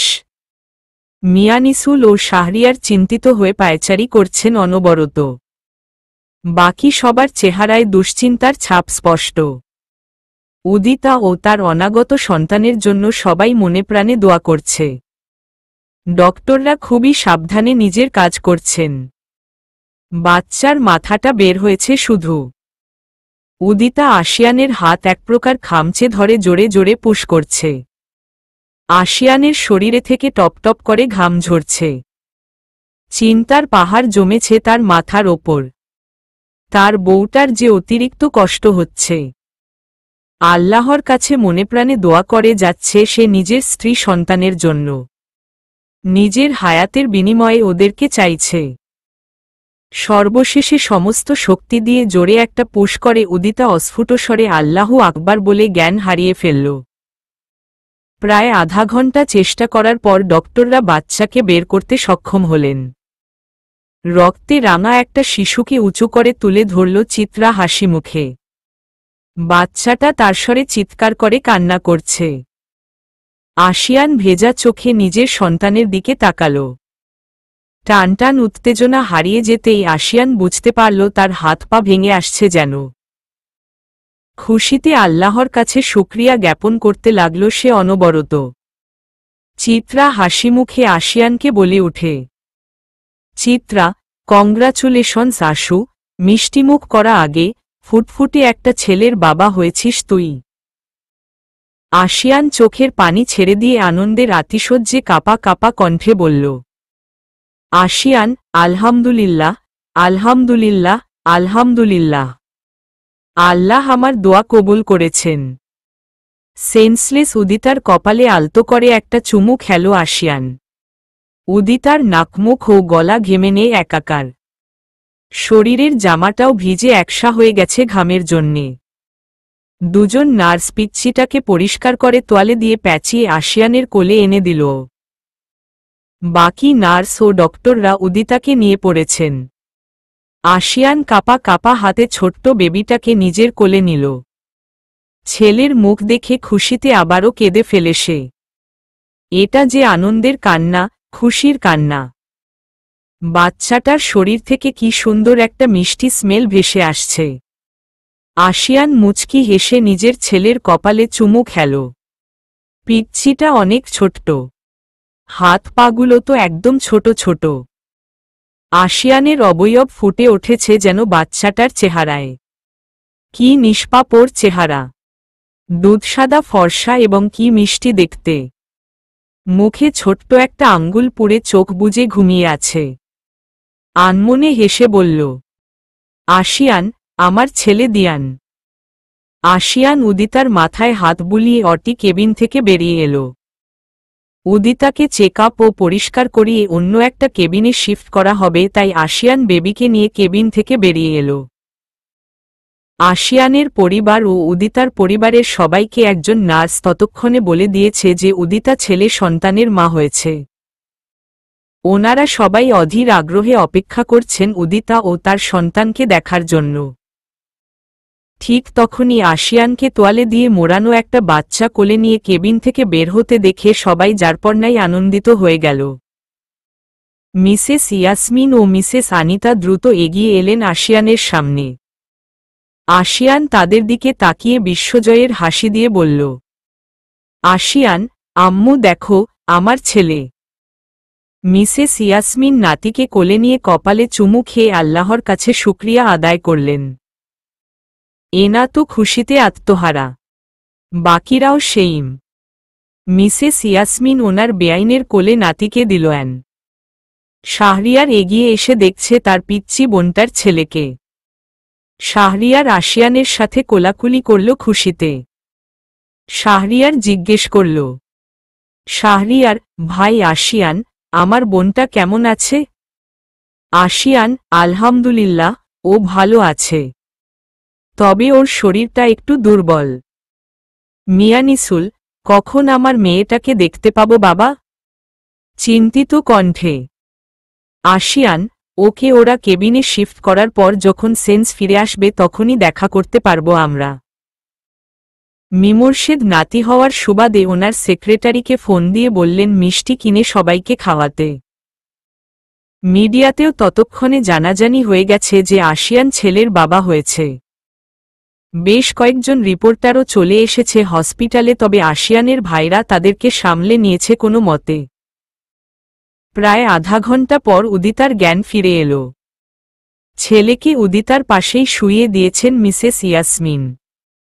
উদিতা একদৃষ্টিতে তাকিয়ে আছে বাচ্চাটার দিকে। আশিয়ান কেবিনে নেই। সেন্স ফিরার পর থেকে উদিতা আশিয়ানকে দেখতে পায়নি। ওর মনটা খালি আকুপাকু করছে আশিয়ানকে দেখার জন্য। একে একে সবাই উদিতার সাথে দেখা করে কেবিন থেকে বেরিয়ে গেল। সবশেষে আশিয়ান কেবিনে প্রবেশ করল। উদিতা দিনদুনিয়া সব ভুলে আশিয়ানের দিকে তাকিয়ে আছে। একদম শান্ত হয়ে গেছে সে প্রিয়তম স্বামীকে দেখতে পেয়ে। আশিয়ানের ঠোঁটের কোণে নজরকাড়া হাসি দেখে উদিতা ফিদা। আশিয়ান হাসিমুখে উদিতার কাছে এসে বসল। উদিতা প্রেম প্রেম চোখে তাকিয়ে আছে আশিয়ানের দিকে। আশিয়ান ছেলের গালে 2 আঙ্গুল দিয়ে স্পর্শ করল। পিচ্ছিটা হালকা একটু শরীর মুচড়িয়ে আবার ঘুমিয়ে গেল। ছেলেটা ভীষণ ঘুমকাতুরে ভাবতেই ঠোঁট এলিয়ে হাসে আশিয়ান। উদিতা বাপ ছেলের দিকে তৃপ্তির হাসি দিয়ে তাকায়। উদিতা বিশ্বজয়ের হাসি দিয়ে বলে, উদিতা, আমাদের ছেলে দিয়ান। আশিয়ান উদিতার দিকে মুচকি হেসে তাকালো এবার। উদিতার ডাগর ডাগর আঁখি জোড়ায় সবসময়কার মতো আজও নিজেকে হারিয়ে ফেলে সে। উদিতার কপালের সাথে কপাল ঠেকায় আশিয়ান। উদিতার নাকে মুখে আশিয়ানের গরম নিঃশ্বাস আছড়ে পড়ে। পরম আবেশে চোখজোড়া বন্ধ করে নেয় উদিতা। উদিতার হাতের আঙ্গুলের ভাঁজে নিজের হাতের আঙ্গুল ঢুকিয়ে শক্ত করে ধরে আশিয়ান নেশা ধরানো কণ্ঠে বলে, আশিয়ান, অনেক ধন্যবাদ তোমাকে জান, আমাকে এত সুন্দর একটা অনুভূতির সাথে পরিচয় করিয়ে দেওয়ার জন্য। বাবা হওয়ার আনন্দটা তুমি থাকায় আজ খুব করে অনুভব করছি। আল্লাহর কাছে শুকরিয়া জানাই তোমার মতো একজন অর্ধাঙ্গিনীকে আমার জীবনে উপহার স্বরূপ পাঠানোর জন্য। উদিতা অন্য হাত আশিয়ানের গালে রাখল। আজ প্রথম নিজে থেকে আশিয়ানের ঠোঁটে চুমু খেয়ে ফিসফিস করে বলল, উদিতা, বিয়ে হওয়ার আগে ভাবতাম বিয়ের পর আপনি আমাকে পছন্দ করবেন কি না। আপনার সাথে অন্যান্য স্বামী স্ত্রীদের মতো আমার সম্পর্কটা সহজ হবে কি না। কারণ আপনার আর আমার বয়সের পার্থক্য নিয়ে নানাজনের মুখ থেকে নানা কথা শুনেছি। আমার পরিবারের লোকেরা হয়তো এই ভেবে রাজি হয়েছেন যে আপনার মতো কোনো প্রভাবশালী লোকের সাথে বিয়ে হলে আমি অনেক ভালো থাকব, সুখে থাকব। কিন্তু আমি শুধু আল্লাহর কাছে চাইতাম একজন সুন্দর মনের ভালো মানুষের সাথে যেন আমার বিয়ে হয়। তাহাজ্জুদের নামাজেও এমন একজনকে চেয়েছি যে আমাকে মনে প্রাণে ভালোবাসে। এখন দেখুন, আল্লাহ আমার দোয়া কবুল করেছেন। আমি কত সৌভাগ্যবতী যে আপনার মতো একজনকে নিজের জীবনসঙ্গী হিসেবে পেয়েছি। আলহামদুলিল্লাহ। আমি অনেক খুশি আপনাকে পেয়ে। জীবনের শেষ নিঃশ্বাস ত্যাগ করা পর্যন্ত আপনাকেই শুধু ভালোবেসে যাব। অনেক অনেক অনেক বেশি ভালোবাসি আমার বাচ্চার বাবাকে। আশিয়ান উদিতার সারা মুখে চুমুতে চুমুতে ভরিয়ে দিতে লাগে। উদিতা চোখ বন্ধ করে মুচকি হেসে আশিয়ানের আদরগুলো অনুভব করছে। উদিতা এক হাত দ্বারা বাচ্চাকে বুকের সাথে লাগিয়ে অন্য হাত দিয়ে আশিয়ানের গাল আঁকড়ে ধরে তার ঠোঁটের সাথে নিজের ঠোঁট জোড়া মিশিয়ে নেয়। আশিয়ান এক হাত উদিতার ঘাড়ে ও এক হাত উদিতার গালে রেখে তার আদরে সাড়া দিতে লাগে। দুজন দুজনকে অনুভব করতে ব্যস্ত। ভালোবাসাময় মুহূর্তে দুজন দুজনার মাঝে বিলীন হয়ে গেছে। প্রায় মিনিট 10 পর বাচ্চার কান্নার শব্দ কানে আসতেই আশিয়ান উদিতার ঠোঁট জোড়া ছেড়ে দেয়। উদিতা তাকায় পিচ্চির দিকে। পিটপিট করে উদিতার চোখের মতো ডাগর ডাগর চোখ মেলে আশপাশে চঞ্চল দৃষ্টিতে তাকাচ্ছে দিয়ান। যেন চিন্তায় পড়ে গেছে, আমি কোথায় এলাম। আশিয়ান, বাচ্চাটার মেবি খিদে পেয়েছে উদিতা। ওকে খাওয়াও। আশিয়ান উদিতাকে ঠিক করে শুতে সাহায্য করে বাচ্চাকে উদিতার একদম কাছে নিয়ে রাখে। উদিতা দিয়ানকে নিজের বুকের সাথে মিশিয়ে নিয়ে ব্রেস্ট ফিডিং করাতে ব্যস্ত হয়ে যায়। আজ থেকে প্রায় 2 দিন পর উদিতাকে হসপিটাল থেকে ডিসচার্জ দেয়া হয়। হসপিটাল থেকে সব ফর্মালিটি মেইনটেইন করে উদিতাকে ও বাচ্চাকে বাসায় নিয়ে আসা হয়েছে। বাসার ভেতর প্রবেশকালে উদিতার কোলে দিয়ান আর আশিয়ানের কোলে উদিতা ছিল। দৃশ্যটা ভীষণ সুন্দর। এনা ঝটপট এত সুন্দর মুহূর্তটি ফোনে ক্যাপচার করে ফেলে। সারা বাড়ি জুড়ে আবারও উৎসবঘন পরিবেশের সৃষ্টি হয়েছে। বাসার সবাই ভীষণ আনন্দিত দিয়ানের আগমনে। দিয়ানই একমাত্র বংশের প্রদীপ বলা যায়, কারণ সব ভাইবোনদের মাঝে একমাত্র আশিয়ানেরই ছেলে সন্তান হয়েছে, বাকিরা মেয়ে সন্তানের বাবা। যদিও এটা নিয়ে কোনো হইচই নেই, কারণ তাদের পরিবারে ছেলে মেয়ের মধ্যে কোনো বৈষম্য সৃষ্টি করা হয় না। সবাই সমান অধিকারের যোগ্য। আশিয়ান উদিতাকে সোফায় বসালো।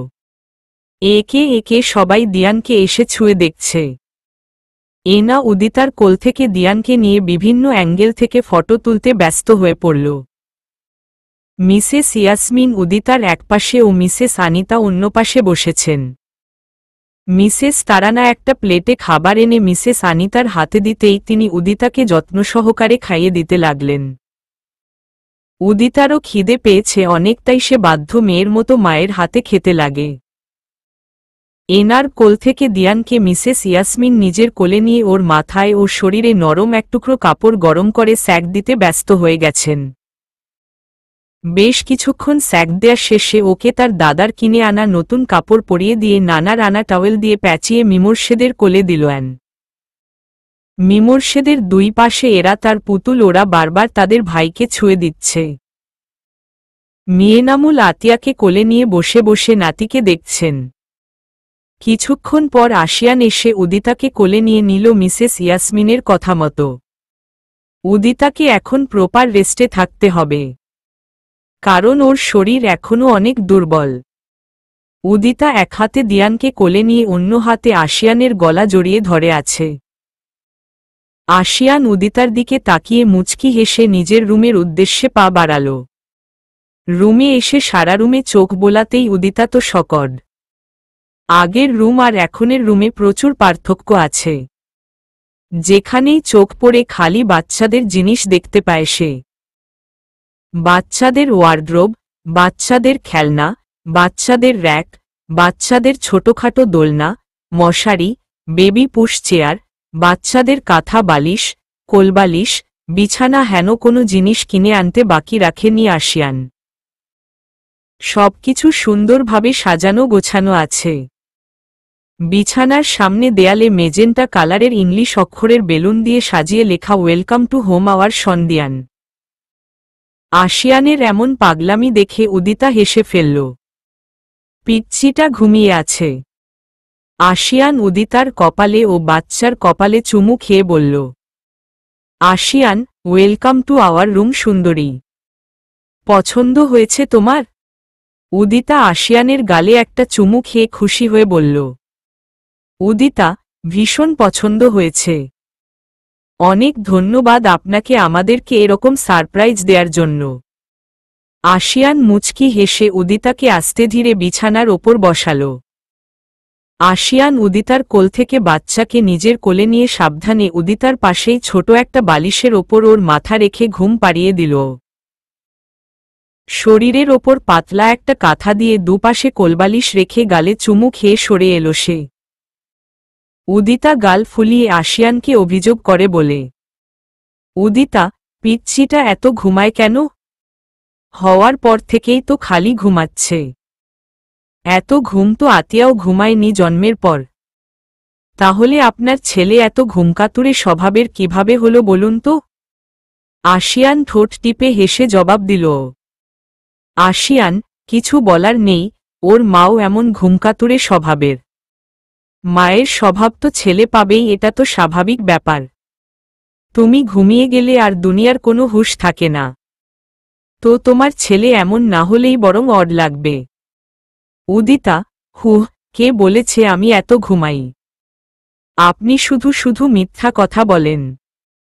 আমি মোটেই এত ঘুমাই না। আশিয়ান ঠোঁট এলিয়ে হেসে ফেলল। তারপর আলমারি থেকে নতুন একটা ঢিলাঢালা মেক্সি ও পাজামা নিয়ে উদিতার কাছে এসে বলল, আশিয়ান, বউটা আমার। হসপিটাল থেকে এসেছ, এখন জামাটা চেঞ্জ করে নাও তো, একটু কষ্ট করে। তারপর ঔষধ খেয়ে ঘুমাবে। উদিতা, আপনি পরিয়ে দিন, আমি পারব না। পেটে ব্যথা করবে বেশি নাড়াচাড়া করলে। আশিয়ান বিনা বাক্য ব্যয় উদিতাকে যত্ন সহকারে ড্রেস চেঞ্জ করে দিতে লাগে। কাপড় পাল্টানো শেষে এক গ্লাস পানি ও নির্দিষ্ট ঔষধগুলো উদিতাকে দেয় সে। উদিতা চুপচাপ ঔষধগুলো খেয়ে নেয়। তারপর আশিয়ানের সাহায্যে বিছানায় শুয়ে পড়ে সে। উদিতা আবদারের করে বলে, উদিতা, আপনিও আসুন না, আপনাকে জড়িয়ে ধরে ঘুমাতে ইচ্ছা করছে। আশিয়ান, এই তো সোনা, আমি আসছি। তুমি ঘুমানোর চেষ্টা করো, আমি নিচ থেকে একটা চক্কর দিয়ে আসি। উদিতা সায় জানিয়ে চোখ বন্ধ করে ঘুমানোর চেষ্টা করে। আর আশিয়ান নিচে চলে যায়। কিছুক্ষণ পর রুমে এসে আশিয়ান ডোর লক করে নিজের জামা পাল্টে উদিতার পাশে এসে শুয়ে পড়ে। উদিতা পিচ্চিকে খাওয়াচ্ছে। আশিয়ান পিছন থেকে উদিতাকে জড়িয়ে ধরে নিজের সাথে মিশিয়ে নেয় পুরোপুরি। কানে কানে ফিসফিস করে বলে, আশিয়ান, ভালোবাসি। উদিতা মুচকি হেসে জবাব দেয়, উদিতা, আমিও ভালোবাসি। এভাবেই প্রায় এক সপ্তাহ কেটে গেল। আজ দিয়ানের আকিকা অনুষ্ঠান। উদিতা বাচ্চাকে কোলে নিয়ে নিচতলায় একটা রুমে বসে আছে। ড্রয়িং রুম জুড়ে আত্মীয় স্বজনরা গিজগিজ করছে। আশিয়ান আজ সারাদিন ধরে অনেক ব্যস্ত। ছেলের আকিকা অনুষ্ঠানে যাতে কোনো ত্রুটি না থাকে সেদিকে তীক্ষ্ণ মনোযোগ রাখছে সে। কয়েকজন মহিলা আত্মীয় উদিতাকে ঘিরে বসে গল্প করছেন। উদিতা অবশ্য এসব গল্পে নেই। সে তার বাচ্চার ঘুমন্ত চেহারার দিকে তাকিয়ে আছে নিষ্পলকভাবে। বাইরে এতিমখানার শিশুদেরকে খাওয়ানোর জন্য স্টেজ বানানো হয়েছে। আশিয়ান নিজ হাতে তাদের পাতে খাবার বেড়ে দিচ্ছে। সবাই তৃপ্তির সহিত খাওয়া দাওয়া করল। খাওয়া শেষে আশিয়ান তাদেরকে নতুন কাপড় ও জনপ্রতি 500 টাকা করে দিল। বৃদ্ধাশ্রমে বৃদ্ধ মানুষেরা এতদূর আসতে পারবে না, তাই আশিয়ান ওখানেও খাওয়া দাওয়ার ও কাপড় চোপড়ের ব্যবস্থা করে দিয়েছে তার পিএ এবং সেক্রেটারির মাধ্যমে। আজকে পিচ্চিটার মাথার চুল কামানো হয়েছে। নিয়ম অনুযায়ী সেই চুলের সমপরিমাণ স্বর্ণের সমান টাকা ভাগ করে দিয়েছে গরিব দুঃখীদেরকে। আশিয়ান বরাবরই দাতা হিসেবে পরিচিত, যদিও সে কখনো শো অফ করে না এটা নিয়ে। আশিয়ানের কাছে কেউ এলে কখনো খালি হাতে ফিরে যেতে পারে না। এজন্যই হয়তো আল্লাহ তার টাকা পয়সায় ও ধন সম্পদের মাঝে এত বরকত দিয়ে দিয়েছেন। দিনকে দিন তার ধন সম্পদের পরিমাণ বাড়তেই আছে। আশিয়ান আজ অনেক বেশি খুশি। এই নিয়ে কাজের ফাঁকে কোবার বাসার ভেতর গিয়ে নিজের ছেলেকে কোলে নিয়ে আদর করে এসেছে সে। সবাই খাওয়া দাওয়া সেরে বাচ্চাকে দোয়া দিয়ে বিদায় নিয়ে চলে গেল।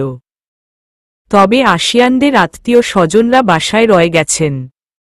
নাম রাখা নিয়ে ড্রয়িং রুমে ছোটখাটো একটা বিতর্ক সৃষ্টি হয়েছে। কিন্তু পিচ্চিটার নামধাম তো আগেই ঠিক করা ছিল। সবার কোলাহল ছাপিয়ে আশিয়ান নিজের ছেলেকে কোলে নিয়ে মুচকি হেসে বলল, আশিয়ান, আমার ছেলের নাম আমি আগেই ঠিক করে রেখেছি। তার নাম হল দিয়ান তায়েব চৌধুরী। আশিয়ানের কথা শুনে সবাই বিনা প্রতিবাদে উল্লাস প্রকাশ করল, কারণ সবারই নামটা অনেক পছন্দ হয়েছে। তর্ক বাদ দিয়ে সবাই আড্ডায় মজে গেল। দিয়ান আর উদিতার জন্য সবাই এত গিফট নিয়ে এসেছে। এনা আর কেয়া গিফটগুলো আশিয়ানের বেডরুমে নিয়ে গিয়ে রেখে এলো। আশিয়ান এত ব্যস্ততার মধ্যেও উদিতার খেয়াল রাখতে ভুলেনি। সে ঠিকই উদিতাকে নিজের হাতে খাবার খাইয়ে কাজে লেগেছে। এমনকি দুপুরের খাবারও সে খাইয়ে দিয়েছে তাকে। সবার সাথে অনেক আড্ডা দেয়া হলো আজ। রাতের খাবার খেয়ে বেশ কয়েকজন আত্মীয় চলে গেলেও বাকি নিকটাত্মীয়রা রয়ে গেছেন। ওনারা 2-1 দিন হয়তো থাকবে এখানে। রাতের খাবার খাওয়া শেষে আরও কিছুক্ষণ সবাই বসে আড্ডা দিলও আশিয়ান রুমে চলে এলো উদিতাকে নিয়ে। উদিতার চোখ ঢুলুঢুলু করছে ঘুমের কারণে, কিন্তু পিচ্চিটা সজাগ। বড় বড় চোখ মেলে এদিক ওদিক তাকাচ্ছে সে। আশিয়ান উদিতাকে সাবধানে বিছানায় শুইয়ে দিল। উদিতা বিছানায় শোয়া মাত্রই ঘুমিয়ে গেছে। আর আশিয়ান দিয়ানকে কোলে নিয়ে আদুরে কণ্ঠে কথা বলতে লাগল। ছেলেটাও বাবার দিকে ড্যাবড্যাব করে তাকিয়ে আছে। আশিয়ান ছেলের দিকে তাকিয়ে হাসল। কপালে গালে চুমু খেয়ে নিজের বুকের সাথে জড়িয়ে ধরে বলল, আশিয়ান, আমার কলিজার টুকরো বাচ্চাটা, আমার সোনা ছেলে। উম্মা হহ, গালে শব্দ করে চুমু খেয়ে। পিচ্চিটা রাত 1টা পর্যন্ত সজাগ ছিল। তার সাথে আশিয়ানও সজাগ আছে। আশিয়ান এতটা সময় ছেলের সাথে কথা বলে কাটিয়েছে। তৃপ্তিতে মনটা ভরে গেছে তার। উদিতা বাচ্চাকে খাওয়ানোর টানে সজাগ হয়ে গেছে। তারপর বাচ্চাকে কোলে নিয়ে খাইয়ে ঘুম পাড়িয়ে বিছানার কোণে শুইয়ে দিল। পিচ্চি ঘুমিয়ে যেতেই আশিয়ান উদিতাকে ধরে নিজের সাথে একদম মিশিয়ে নিয়ে শুয়ে পড়ল। উদিতাও আশিয়ানের বুকে বিড়ালছানার মতো গুটিসুটি মেরে ঘুমিয়ে গেল। পরিশিষ্ট। দিয়ানের বয়স এখন 1 বছর। কদিন আগেই আশিয়ান ছেলের জন্মদিন এত ধুমধামভাবে পালন না করলেও ছেলেকে নিয়ে বাইরে ঘুরতে গিয়েছিল। গরিব দুঃখীদের মাসকাবাড়ি বাজার ও টাকা দিয়েছে ছেলের জন্মদিন উপলক্ষে। এতিমখানা ও বৃদ্ধাশ্রমে গরু জবাই দিয়ে আখনি পোলাও পেট পুড়ে খাইয়েছে সবাইকে। উদিতা ছেলের খাওয়ার উপযোগী কেক বানিয়েছে জন্মদিন উপলক্ষে। বাসার সবাই গিফট দিয়ে সারা রুম ভর্তি করে ফেলেছে তাকে। দিয়ান এই বয়সেই উদিতার মতো শান্তশিষ্ট ও আশিয়ানের মতো গম্ভীর টাইপের। খিদে পেলেও কান্না করে না আর প্রচুর মিশুক পুরো আশিয়ানের মতো। ডিএনএ লাগবে না, সবাই দেখলে এমনিতেই বুঝে যায় যে ও আশিয়ানের ছেলে। ভীষণ কিউট লাগে তাকে দেখতে। পুরোই আশিয়ানের ফটোকপি। পরিবারের সবার প্রচণ্ড আদরের সে। আর আশিয়ানের চোখের মণি। ছেলে ছাড়া কিচ্ছু বুঝে না সে, এতটাই ছেলে পাগল। আর দিয়ানও বাপ বলতে অজ্ঞান। আশিয়ানের কোলে থাকতে তার খুব ভালো লাগে। এখন সে বসা থেকে দাঁড়াতেও পারে, সাথে কয়েক কদম হাঁটতেও পারে। আশিয়ান যত্ন সহকারে ছেলেকে হাঁটা শেখায় প্রতিদিন। আদো আদো কণ্ঠে শুধু পাপা, মাম্মা, বুবু আর দাদা বলতে পারে সে। দিয়ানের মুখ থেকে আশিয়ান যেদিন পাপা ডাক শুনেছে সেদিন তার খুশি দেখে কে। সারা এলাকায় আরেক দফা মিষ্টি বিতরণ করেছে আশিয়ান সেদিন। আশিয়ানের এমন পাগলামি দেখে উদিতা হাসে, শুধু কিছু বলে না। আশিয়ানের সহায়তায় বাচ্চা থাকা সত্ত্বেও এইচএসসি পরীক্ষা খুব ভালোভাবেই দিয়েছে উদিতা। বাচ্চা সামলানো থেকে শুরু করে তাকে পড়া দেখিয়ে দেয়া সব একা হাতে করেছে সে। উদিতার কোনো টেনশনই করতে হয়নি। পরিবারের সবাই তাকে অনেক উৎসাহ দিয়েছে পড়ালেখার ব্যাপারে। আশিয়ান বলেছে রেজাল্ট বেরোনোর পর উদিতাকে ভালো একটা ভার্সিটিতে ভর্তি করিয়ে দেবে অনার্সে। মনে মনে আল্লাহর কাছে শুকরিয়া আদায় করে উদিতা এরকম পূর্ণাঙ্গ একটা সংসার তাকে দান করার জন্য। পরিবারের সবাই অনেক ভালো মানুষ। তাদের মধ্যে কোনো হিংসা জিদ নেই, যার জন্য আজও সবাই একসাথে মিলেমিশে আছে। এবং আশা করা যায় ভবিষ্যতে এরকমই থাকবে সবাই। আজ শুক্রবার। আশিয়ান দিয়ানকে বুকে নিয়ে ঘুমিয়ে আছে। উদিতা তাদের দুজনের কপালে চুমু খেয়ে বিছানা ছেড়ে উঠে চলে গেল ওয়াশরুমে। একদম গোসল করে তারপর বের হল। আশিয়ান আর দিয়ান তখনও বেঘোরে ঘুমাচ্ছে। উদিতা মৃদু হেসে চুল মুছে নিচে রান্নাঘরে চলে আসে সবার জন্য নাশতা ও দুপুরের খাবার তৈরি করতে। রান্নাঘরে কেয়া আর আলেয়াও ছিল। আলেয়া এখন কিছু হলেও রান্না করতে পারে। আলেয়ার মেয়ে আতিয়ার বয়স মাত্র 14 মাস হয়েছে। মেয়ে হওয়ার পর থেকেই আলেয়া পাল্টে গেছে।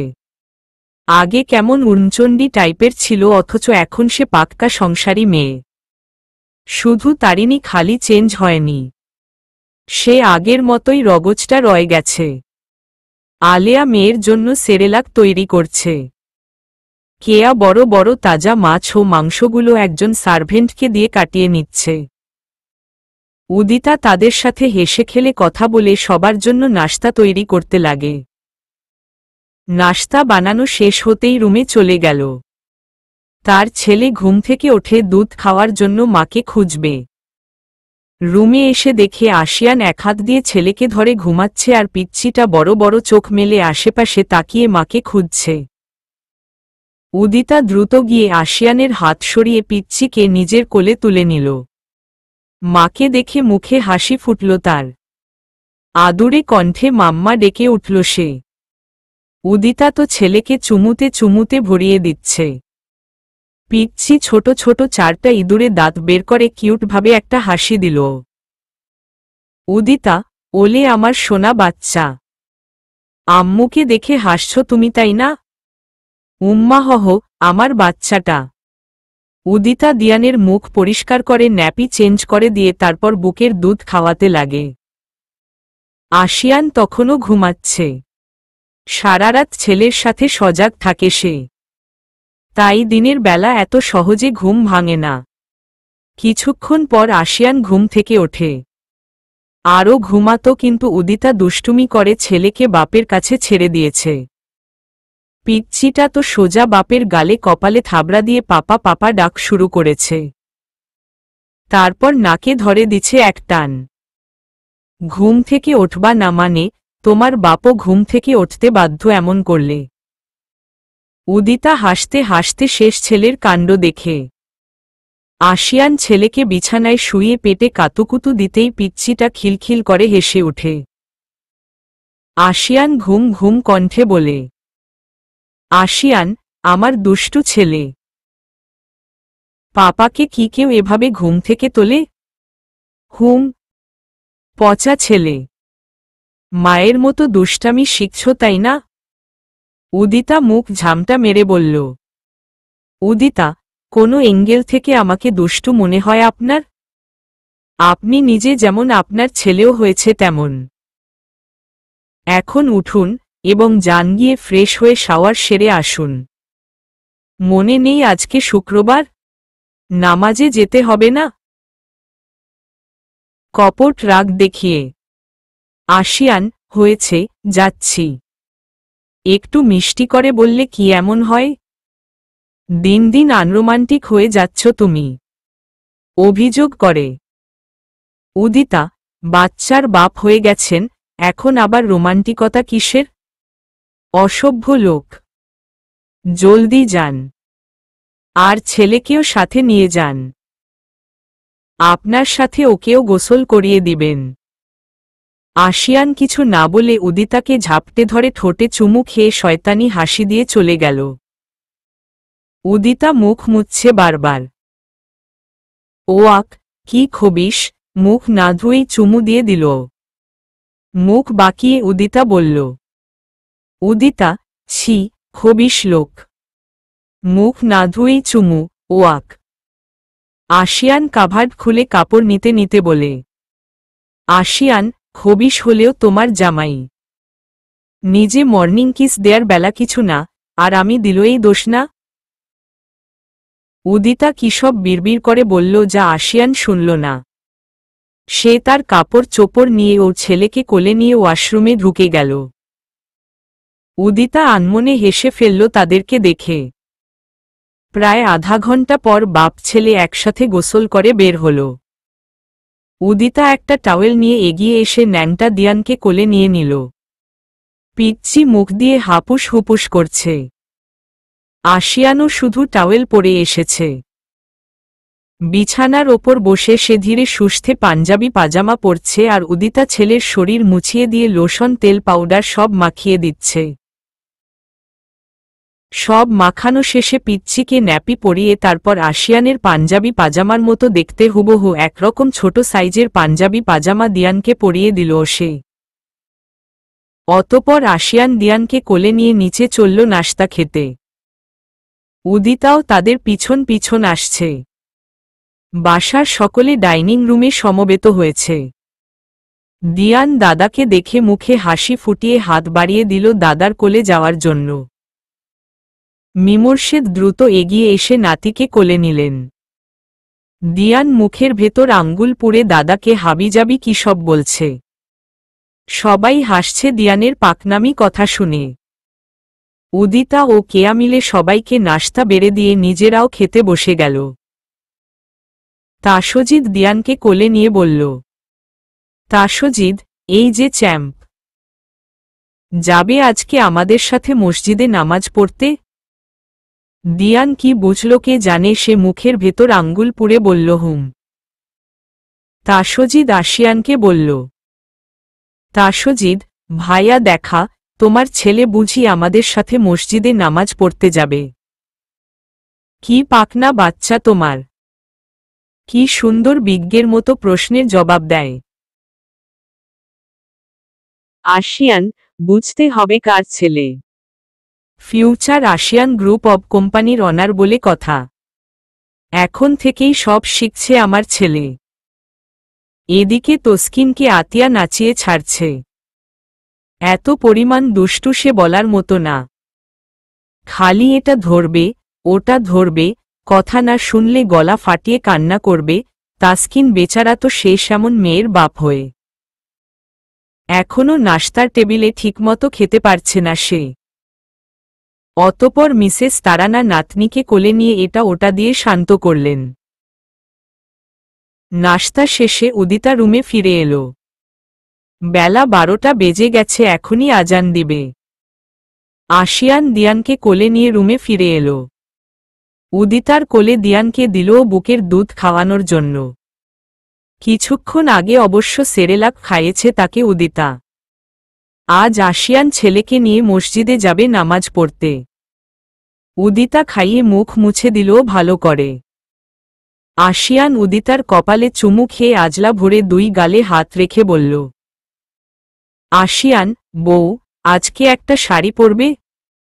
খুব ইচ্ছে করছে তোমাকে শাড়ি পরা অবস্থায় দেখতে। যদি পরো তাহলে আলমারি খুলে মাঝের তাকে একটা প্যাকেট রাখা আছে দেখা। ওখানে তোমার জন্য আমার পছন্দের একটা শাড়ি আছে। প্লিজ পরিও। কেমন? উদিতা আশিয়ানের কথা শুনে মুচকি হেসে মাথা ঝাঁকাল।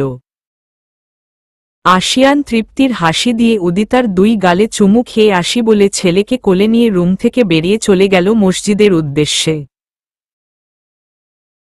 উদিতা তাদের দুজনের যাওয়ার পানে তাকিয়ে আছে একদৃষ্টিতে। ওরা যাওয়ার পর উদিতা আশিয়ানের কথা মতো আলমারি খুলে নির্দিষ্ট স্থান থেকে একটা বড় শপিং ব্যাগ বের করল। বিছানার ওপর ব্যাগটা উপর করে ঢেলে দিতেই ব্যাগের ভেতর থেকে একে একে বেশ কিছু জিনিস পড়ল। উদিতা হাতে নিয়ে দেখতে লাগল সব। একটা লাল পাড়ের কালো শাড়ির সাথে ম্যাচিং পেটিকোট আর ব্লাউজও আছে।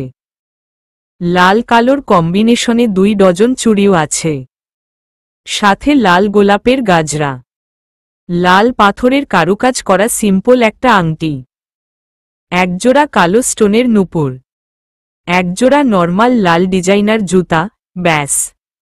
আর একটা চিরকুট, তাতে গোটা গোটা অক্ষরে লেখা, আমার আদরের বউটা। মার্কেটে পুতুলের গায়ে শাড়িটা দেখে আমার তোমার কথা মনে পড়ে গেল।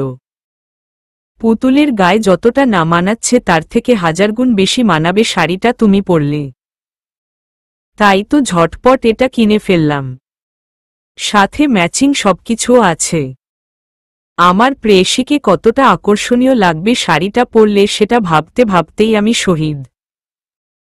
তাই সোনা বউ আমার, জলদি শাড়ি পরে আমার মনের মতো করে সেজেগুজে আমার সামনে এসো প্লিজ। তোমাকে এই রূপে দেখার জন্য মনটা আনচান করছে আমার। আর হ্যাঁ শুনো, তোমার চোখ জোড়ায় গাঢ় করে কাজল এঁকো। আর ঠোঁটে লাল লিপস্টিক লাগিও কিন্তু। আজ ফিদা হতে চাই তোমার রূপ সাগরের ঢেউ দেখে। ইতি, তোমার প্রিয়তম স্বামী লাল হার্ট। চিরকুট পরে উদিতা হেসে ফেলল। মনে মনে অনেক বেশি খুশি হয়েছে সে। আশিয়ানের পছন্দ কিন্তু সবসময়ই সেই হয়। আর আশিয়ানের করা এসব পাগলামি উদিতার অনেক ভালো লাগে। ওয়াশরুমে গিয়ে অজু করে আগে নামাজটা আদায় করে নিল উদিতা। নামাজ শেষে মুচকি হেসে দরজা লক করে ব্লাউজ পেটিকোট পরে শাড়িটা পরা শুরু করল উদিতা। এখন শাড়ি পরতে পারে সে, আর কোনো অসুবিধা হয় না। শিখে নিয়েছে শাড়ি পরা, তাও আবার আশিয়ানের কাছ থেকে। আশিয়ান যে তাকে কতবার শাড়ি পরিয়ে দিয়েছে তার হিসাব নেই। শাড়ি পরা শেষে চুলগুলো সিথি করে দুই সাইড থেকে একটু ফুলিয়ে নিয়ে ক্লিপ মেরে খোপা বেঁধে তাতে আর্টিফিশিয়াল গোলাপ ফুলের গাজরাটা খোপায় প্যাঁচিয়ে লাগিয়ে নিল সে। কানে স্বর্ণের কানপাশা লাগাল। গলায় আশিয়ানের দেয়া চিকন চেনের ডায়মন্ডের প্যাটার্ন। দুহাত ভর্তি চুড়ি, আঙ্গুলে আংটি, পায়ে নূপুর, জুতা সব পরে নিল। তারপর চোখে গাঢ় করে কাজল এঁকে ঠোঁটে টকটকে লাল লিপস্টিক লাগিয়ে নিয়ে আয়নায় নিজেকে পর্যবেক্ষণ করছে সে। আশিয়ানের কাছে নিজেকে আকর্ষণীয় করে তোলার জন্য শাড়ির আঁচল এমনভাবে তুলে পিন মারল যাতে কোমর, পেট ও পিঠ স্পষ্ট দেখা যায়। এরকম সাজে উদিতাকে সত্যিই ভীষণ মোহনীয় লাগছে দেখতে। উদিতাকে দেখে আশিয়ান আজ নির্ঘাত হার্ট অ্যাটাক করবে, এটা ভাবতেই উদিতা লজ্জায় লাল হয়ে গেল।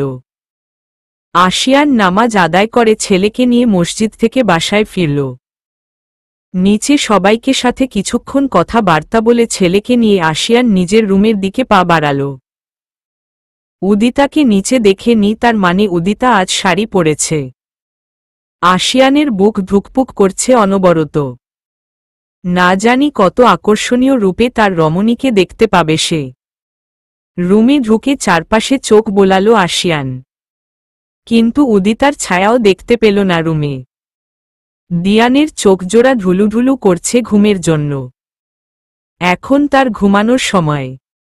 দুধ না খেলে সে মোটেও এ সময় ঘুমাতে পারে না, তাই তো ঘুম পেলেও তাকিয়ে আছে। আশিয়ান দুরুদুরু বুকে বারান্দার দিকে পা বাড়ালো ছেলেকে কোলে নিয়ে। বারান্দার ডোর খোলাই ছিল, শুধু পর্দা দিয়ে ঢাকা। আশিয়ান পর্দা সরিয়ে প্রবেশ করল সেখানে। শাড়ি পরিহিতা এক রমণীর পিছন দিক দেখে আশিয়ানের হার্টবিট বেড়ে গেল। কোনো অসুবিধা হল না তার উদিতাকে চিনতে। আস্তে আস্তে এগিয়ে যেতে লাগে সে সামনের দিকে। আশিয়ান উদিতার একদম পিছনে গিয়ে দাঁড়াল। আশিয়ানের শরীরের পারফিউমের ঘ্রাণেই উদিতা আশিয়ানের অস্তিত্ব তার খুব নিকটে অনুভব করতে পারছে।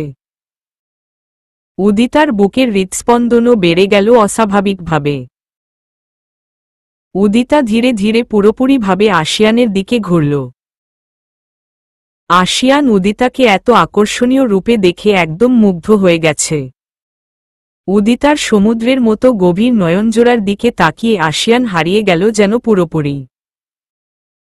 কি সুন্দর টানা টানা হরিণী চোখে গাঢ় কাজল এঁকেছে সে, আর ঠোঁটে লাল লিপস্টিক দেয়ায় সৌন্দর্য যেন তার হাজারগুণ বৃদ্ধি পেয়েছে। উদিতা আশিয়ানের দিকে তাকিয়ে লাজুক হাসল। হাসিটা আশিয়ানের বুকে তীরের মতো গিয়ে বিঁধল। উদিতাকে দেখে দিয়ান আশিয়ানের কোল থেকে মায়ের কোলে যাওয়ার জন্য হাত বাড়িয়ে দিয়ে মাম্মা মাম্মা বলে ডাকতে লাগল। উদিতা ছেলেকে কোলে নিয়ে বুকের সাথে জড়িয়ে ধরে। মায়ের কোলে গিয়ে একদম শান্ত হয়ে গেছে দিয়ান। আশিয়ান উদিতার কোমর জড়িয়ে ধরে নিজের কাছে টেনে নিয়ে কানের কাছে ফিসফিস করে বলল, আশিয়ান, পাগল হয়ে যাব আজ। মেরে ফেলার ধান্দা লাগিয়েছ তাই না? উফ অফ, এত কিউট লাগছে তোমায় দেখতে, ইচ্ছে করছে। উদিতা আশিয়ানের চোখের দিকে তাকিয়ে জানতে চাইল, উদিতা, কি ইচ্ছে করছে? আশিয়ান উদিতার নাকের সাথে নাক ঘষে বলল, আশিয়ান, রাতে বলবো, বাসর করার সময়। আশিয়ানের কথা শুনে লজ্জায় লাল হয়ে গেল উদিতা। এক হাত দিয়ে মুখ ঢেকে বলল, উদিতা, যা, আপনার মুখে কোনো লাগাম নেই। অসভ্য লোক। আশিয়ান, হুম, শুধু তোমারই জন্যে। এই বলে আশিয়ান পকেট থেকে একটা প্যাকেট বের করল। উদিতা চোখে প্রশ্ন নিয়ে তাকিয়ে আছে আশিয়ানের দিকে। আশিয়ান প্যাকেট খুলে সেখান থেকে চিকন স্বর্ণের লম্বা একটা চেইন বের করল। উদিতা প্রথমে মনে করেছে এটা গলার চেইন হবে, কিন্তু আশিয়ান উদিতার ধারণা ভুল প্রমাণিত করে চেইনটি উদিতার উন্মুক্ত কোমরে পরিয়ে দিল। এটা কোমর বন্ধনী ছিল। কোমর বন্ধনীটি পরিয়ে দিয়ে তারপর উদিতার কপালে চুমু খেয়ে সে বলল, আশিয়ান, এটা আমার সোনা বউটার জন্য। খালি কোমর কেমন জানি দেখা যায়, তাই এটা অর্ডার দিয়ে বানিয়েছি। উদিতা আশিয়ানের গালে শব্দ করে চুমু খেয়ে আদুরে কণ্ঠে বলল, উদিতা, ধন্যবাদ প্রিয়। আশিয়ান মুচকি হেসে উদিতাকে নিয়ে সুইমিং পুলের পাশে পা ডুবিয়ে বসল। উদিতা পিচ্চিকে খাওয়াতে ব্যস্ত হয়ে গেল ততক্ষণে। আশিয়ান উদিতার কোমর জড়িয়ে ধরে কাঁধে নিজের মাথা রেখে পানিতে পা দাপাচ্ছে। দুজনের চোখে এক আকাশ ভালোবাসা বিরাজ করছে। চারিদিকে পরিবেশটাও কি সুন্দর প্রেমময়। ঝিরিঝিরি বাতাস বইছে, রোদেও আজ তেমন একটা তেজ নেই। খুবই মনোরম পরিবেশ। আশিয়ান, ও বউ। উদিতা, হুম। আশিয়ান, এতগুলা ভালোবাসি তোমায়। কখনো ছেড়ে যেও না বউ, বাঁচব না তোমাদের ছাড়া। আমি আমার বউ বাচ্চা ছাড়া অসহায়। উদিতা আশিয়ানের বুকে মাথা রেখে মুখ একটু উঁচু করে আশিয়ানের থুতনিতে চুমু খেয়ে বলল, উদিতা, কথা দিলাম, মৃত্যু ছাড়া আমাকে আপনার থেকে কেউ কখনো আলাদা করতে পারবে না। কারণ আমি আমার বাচ্চার বাবাকে অনেক ভালোবাসি, যা কখনো পরিমাপযোগ্য নয়। আই লাভ ইউ প্রিয়।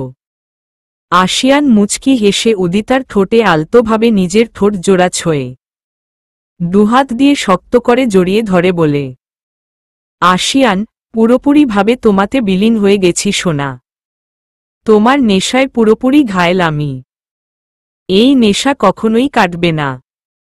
প্রতিনিয়ত তোমার প্রেমে নতুন করে পড়ি আমি বউ। আজীবন তোমাকে একইভাবে কিন্তু ভিন্ন ভিন্ন রূপে ভালোবেসে যাব। কথা দিলাম। ভালোবাসি বউ, খুব ভালোবাসি।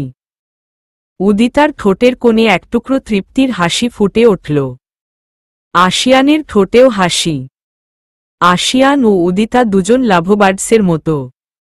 একজন ছাড়া আরেকজন নিষ্প্রাণ। দুজন দুজনের মধ্যে পুরোপুরি রূপে বিলীন হয়ে গেছে। এই ভালোবাসার শুরু আছে কিন্তু শেষ নেই। দুজন দুজনের দিকে আবেগঘন দৃষ্টিতে তাকিয়ে আছে। দুজনেরই চোখের তারায় ফুটে উঠেছে এক অদ্ভুত তৃষ্ণা। এই তৃষ্ণা জল দ্বারা নিবারণীয় নয়, এটা ভালোবাসার তৃষ্ণা। আশিয়ান গলা ছেড়ে তার অপরূপ খোলা কণ্ঠে গান গেয়ে উঠল। সেদিনের সেই বিকেল বেলায়, রৌদ্রছায়ার দারুণ খেলায়, ভালোবাসার রঙিন ভেলায় ভেসেছিলাম দুজনায়। তারই পর থেকে ভালোবেসে তোমাকে। দিনকে বলি রাত, রাতকে বলি দিন। এভাবে আমি আজ তোমাতে বিলীন। তাদের দুজনের পবিত্র ভালোবাসা একইরকমভাবে অটুট থাকবে। এই ভালোবাসা কখনো ফিকে হবার নয়, বরং যত দিন যাবে এই ভালোবাসার রং ততই আরও উজ্জ্বল হবে এবং দিন শেষে দুজন দুজনাতেই বিলীন হয়ে যাবে। সমাপ্ত।